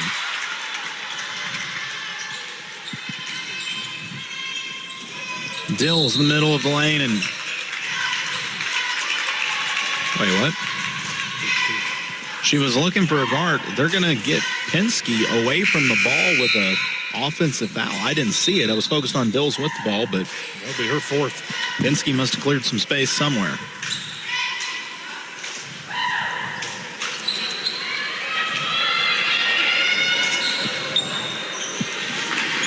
So Stoutland with an 18-point lead and the rock. Inside out, calling for it. Shooting a three, top of the key. It's off the front iron, won't go, but the offensive rebound kept alive by Ella Cornelissen. Oh, nice pass back door. It's laid up and in by Emma Cornelissen. The Cornelissens really having an impact on this game as the lead's back at 20. A couple pretty good players. Side bottom ahead to Roland. Mid-range jumper on the run. Won't go. Rebound in the hands of Stoutland. Tie up, though, and the jump ball will favor the Lady Tigers. Big shout out to Mike Merritt. And, of course, Mr. Unger and the whole crew here at Morgan County R1. They're always very kind and hospitable to us. Yeah, they always put on a classy tournament. It's always one of the best tournaments around the area. When the microphones come on, they act like they like us, and I appreciate that. Scoop shot won't go, but a foul on the offensive putback going to the free throw line, Amelia Greenwood.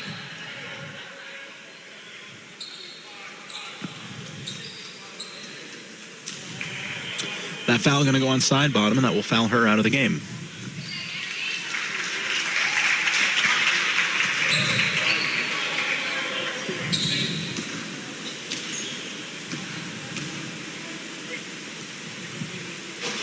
Free throw is short. Second one coming up. Once again, we'll be back tomorrow at 6 o'clock. Here at the Stover Tournament. The second free throw is good. We'll have the boys' side tomorrow as Versailles will take on Stoutland. But first, we will have Eldon in their opening round matchup as they take on 8-seed Holden. Shot forced up by Roland. She is fouled, and we'll have more COMC free throws.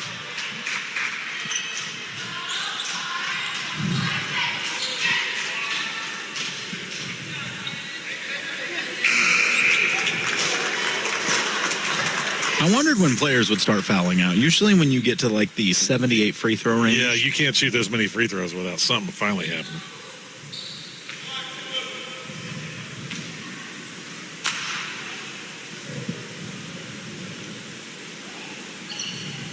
Mia's first free throw is short.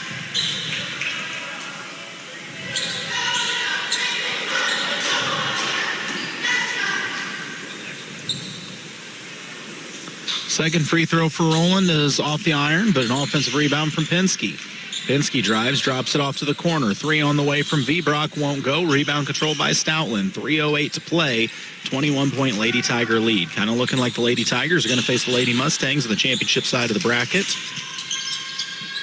Runner banked in for Stoutland. That one is good for Emma Cornelissen. So, yes, if my mathematics are right, as Stover running the floor, getting underneath, Morris with the board, or with the bucket. Words are hard. It's getting late in the night. Timo scored. I know that much. The real Timo. Not these imposters we've been hearing about.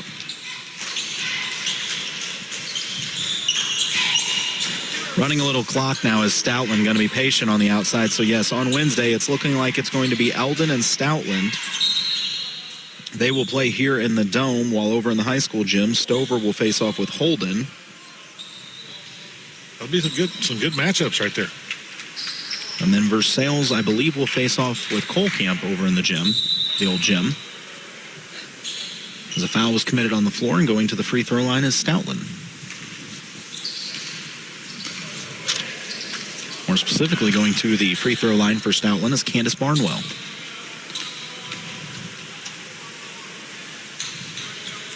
First free throw is good.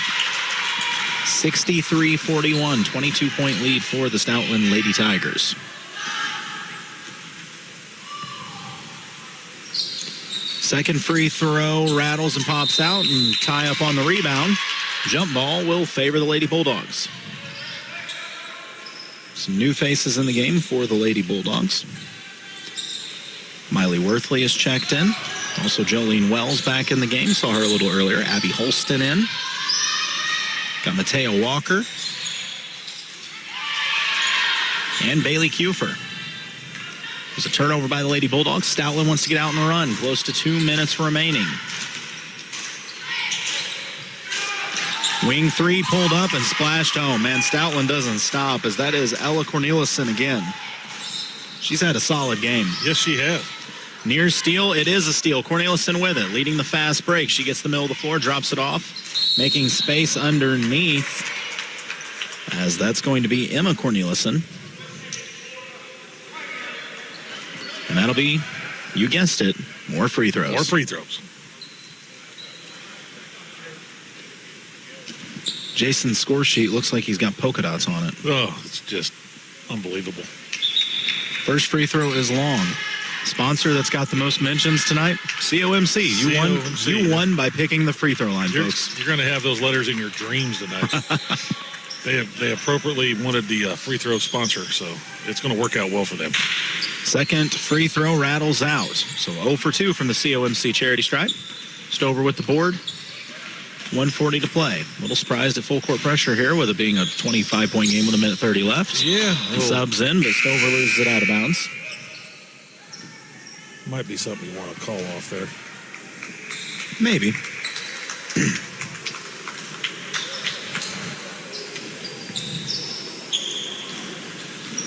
Stoutland with the rock. They have emptied their bench. It's a steal by Stover. Quick hands there by Jolene Wells. Wells going to try to break the press. It's the middle of the floor. I guess there really isn't a press anymore. Pass is picked off, recovered by Stover. And then a jump ball called. We've seen a lot of those too. You need to get a sponsor for that. Oh, no, that is a foul. Excuse me. So more. Oh, they called a foul. It. The other one called a jump ball. Well, you know, they decided we needed more COMC free throws. More conferences. First free throw is short at the line for the Lady Bulldogs. That is Abby Holston. Can we get a sponsor for the referee conferences? We should. It'll be a glasses place. Some sort of there you go. Whatever Vision Eyewear referees conference. Neither free throw is good. Ball out of bounds back to Stoutland. 66-41.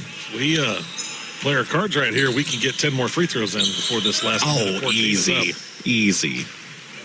Stoutland, ball poked out of bounds. They will maintain possession, though.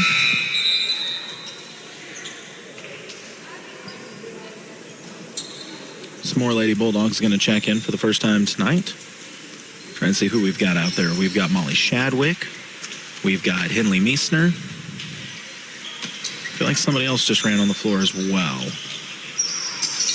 Shot won't go for Stoutland. Long rebound tracked down by the Lady Tigers. And the ball thrown out of bounds, nearly taking out someone on the bench. Okay, 24 is in the game for Stover, and I apologize. She's not on this roster. No, I was looking at that too. I thought maybe I made a mistake. So Lady Bulldogs with the rock, bringing it up the floor. Miley Worthley skips it over to the corner. Crossover inside, and the pull-up jumper. There we go. We got your free throws, Jason. Why couldn't it have just been a block? Because Abby Holston is going back to the COMC free throw line. You know, the world will keep spinning just the same. Things would have continued. The free throw for Holston is up and good. Nice take by Abby.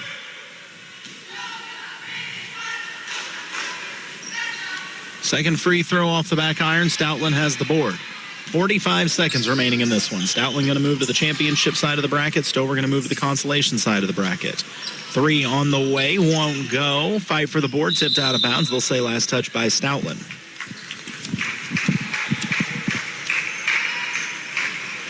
So it'll be Stover and Holden. Boy, that is one. If you're the Stover ladies, you better get ready because Campbell is going to be ready for you. You better watch some film and you better get ready to play some defense. I was going to say, lace them sneakers up tight. Who's got Campbell? That's the question. Everyone. That's the answer. 18 seconds to go. Trying to get a look. Runner is short. Rebound controlled by Stoutland. The ball lost. It goes out of bounds. And likewise, I think this Eldon Stoutland matchup will be pretty good. Yeah, I think it very well could be. Ball out of bounds will stay with the Lady Bulldogs. 12.9, plenty of time to get a look here. Inbound shot blocked. Worthley had a look, but they got a hand on it. Stoutland the board, going to race across half court. We'll see if they even look for one here. It's the backup, so you never know. I mean, yep, 3 from the wing. Off the iron won't go, and the final buzzer sounds. Stoutland defeats Stover 66-42. This opening round matchup of the Stover tournament. Your post-game show is coming up next. You're listening to KS95 Sports. SNS Auto and Cycle in Stover does everything. Full service, diagnostic, maintenance, and auto repair. From tires to turn signals, bumper to bumper. SNS Auto and Cycle has all the latest and most up-to-date diagnostic equipment to be sure to find the problem instead of just throwing parts at it. Stop by SNS Auto and Cycle on Elm Street in Stover and talk shop with the guys, or call 573-377-4731 to schedule an appointment. SNS Auto and Cycle, Missouri Best Winner 4 years in a row. When you're looking for a new furnace or air conditioner, price is important, but warranty, reliability, and efficiency are big factors too. At DeGraff & Reed Heating and Cooling, you'll receive very competitive pricing on the industry-leading Air Ease products. Every Air Ease product is built on 80 years of experience, testing, and research. Servicing the Lake and Jefferson City areas for nearly 15 years, DeGraff & Reed Heating and Cooling for reliable products offered by reliable people. Call DeGraff & Reed Heating and Cooling. When it comes to your financial future, experience and guidance matter. At Rowland & Sullivan Wealth Management Group of Wells Fargo Advisors, helping clients plan for tomorrow is more than a job. It's a commitment. Whether you're planning for retirement, growing your investments, or preparing for life's next chapter, you'll get personalized strategies backed by the strength and resource of Wells Fargo Advisors. Rowland & Sullivan Wealth Management Group of Wells Fargo Advisors. Trusted advice built around you. Investment and insurance products are not insured by the FDIC and not bank guaranteed and may lose value. Got a savings account for car problems you didn't see coming? Who does? Thankfully, Big O Tires has you covered with Big O financing. So if you need tires, brakes, or any other type of maintenance, your locally owned Big O Tires can help. And if that's not easy enough, you can schedule your appointment right now at BigOTires.com. Easy financing, easy appointments. Big O Tires, always working hard to cover you and your vehicle's blind spot. Big O Tires, the team you trust. Schedule an appointment now at BigOTires.com. We're in our GT Brothers Automotive postgame show of this Martin Metal broadcast. Tough night for the Lady Bulldogs as they fall to Stoutland, 66-42. Jason, it just kind of seemed like the offense never really got clicking for the Lady Bulldogs. Yeah, just didn't ever have enough offense. Rebounding really wasn't there, and just a lot of turnovers and just a problem. Stoutland gave the Lady Bulldogs a problem tonight, and it showed. So as I update my bracket here, that means coming up on Wednesday at 6 o'clock in the high school gym, Stover will take on Holden, while Stoutland will move on to face Eldon. And I believe Versailles fell to Noster tonight, we were told, or something like that. Yeah. I feel bad saying this. Russellville is very good. They've already beat Eldon. I'm going to go out on a limb and say that Russellville probably knocked off Colcamp tonight. So I believe, looking at this, if I am correct, that means coming up on Wednesday, we will have an interesting decision to make. I don't know how we're going to do this. As in the old gym, there will be two games. It will be Holden and Stover at 6 o'clock, while here in the Dome, Eldon will play Stoutland for the right to go to the championship. Then, back in the high school gym at 7:30, Colcamp and Versailles will square off again. Meanwhile, Russellville and Noster will face for the right to go to the championship game as well. So we may have to do some moving and shaking on Wednesday to make things work. I don't really know what's going on, but we'll get that figured out between now and then. We've done it before. We truly have. On the boys' side, tomorrow night, coming up at 6 o'clock, we'll have Eldon and Holden right here in the Dome, followed at 7:30 by Versailles and Stoutland. While that's going on, at 6 o'clock, Russellville will play Colcamp. Then at 7:30, it will be Noster and Stover. So, Jason, any final thoughts here in the GT Brothers Automotive postgame show on what we saw this evening? I mean, it was we saw some good basketball. I mean, we saw an 8 and a 1 seed battle it out like I'd never seen before in a lot of years. Yeah. But I'm just glad the Stover tournament started. This is one of the most fun times you can have out of the entire school year, in my opinion, for Versailles and Stover, both communities. It's just always a blast. Now Eldon's invited to the party this year, which makes it even better. So, but no, I just love this time of year, and they throw a great tournament. So great job, Mike, Matt, and all them dudes there at Stover, and all the people that helped that I didn't mention. You do a good job. By the way, you have been listening to this broadcast on KTKS Versailles Eldon at the Lake of the Ozarks, 95.1 FM, online, lakeradio.com, and at MoSportsZone.com. Big thanks to Jamie in back of the studio tonight that's been engineering. We've had Britt on the camera. I'll have her mic'd up tomorrow. I'll get the headset fixed tonight so that we can get Britt's wonderful personality back on the airwaves. So, I mean, something's just wrong with her. We got to fix it. She misses talking to us. She won't tell you, but she misses the conversation. Social I can butterfly. tell. She really is. I think she changed her hair and we forgot to tell her. Has it always been that color, Britt? Never mind, it wasn't that. I don't know. We'll keep a guessing game. You can write us letters at KS95 if you have ideas of what's wrong. What's wrong with Britt? We'll have a whole segment about that. Is a great segment we're going to start. What's wrong with Britt today? List of 99 things right off the bat. We'll have a scroll sent to us that we pull out. It'll be wonderful. We'll have to blow some trumpets before we read it. The mayoral scroll. I'm here for it. On that note, we're going to put a wrap on our GT Brothers Automotive Postgame show on the Smart Metal broadcast. He's Jason. I'm Colton. This has been another presentation of KS95 Sports. Good night. Thanks for listening to High School Basketball on KS95 and MoSportsZone.com. Presented by Martin Metal. Coverage of the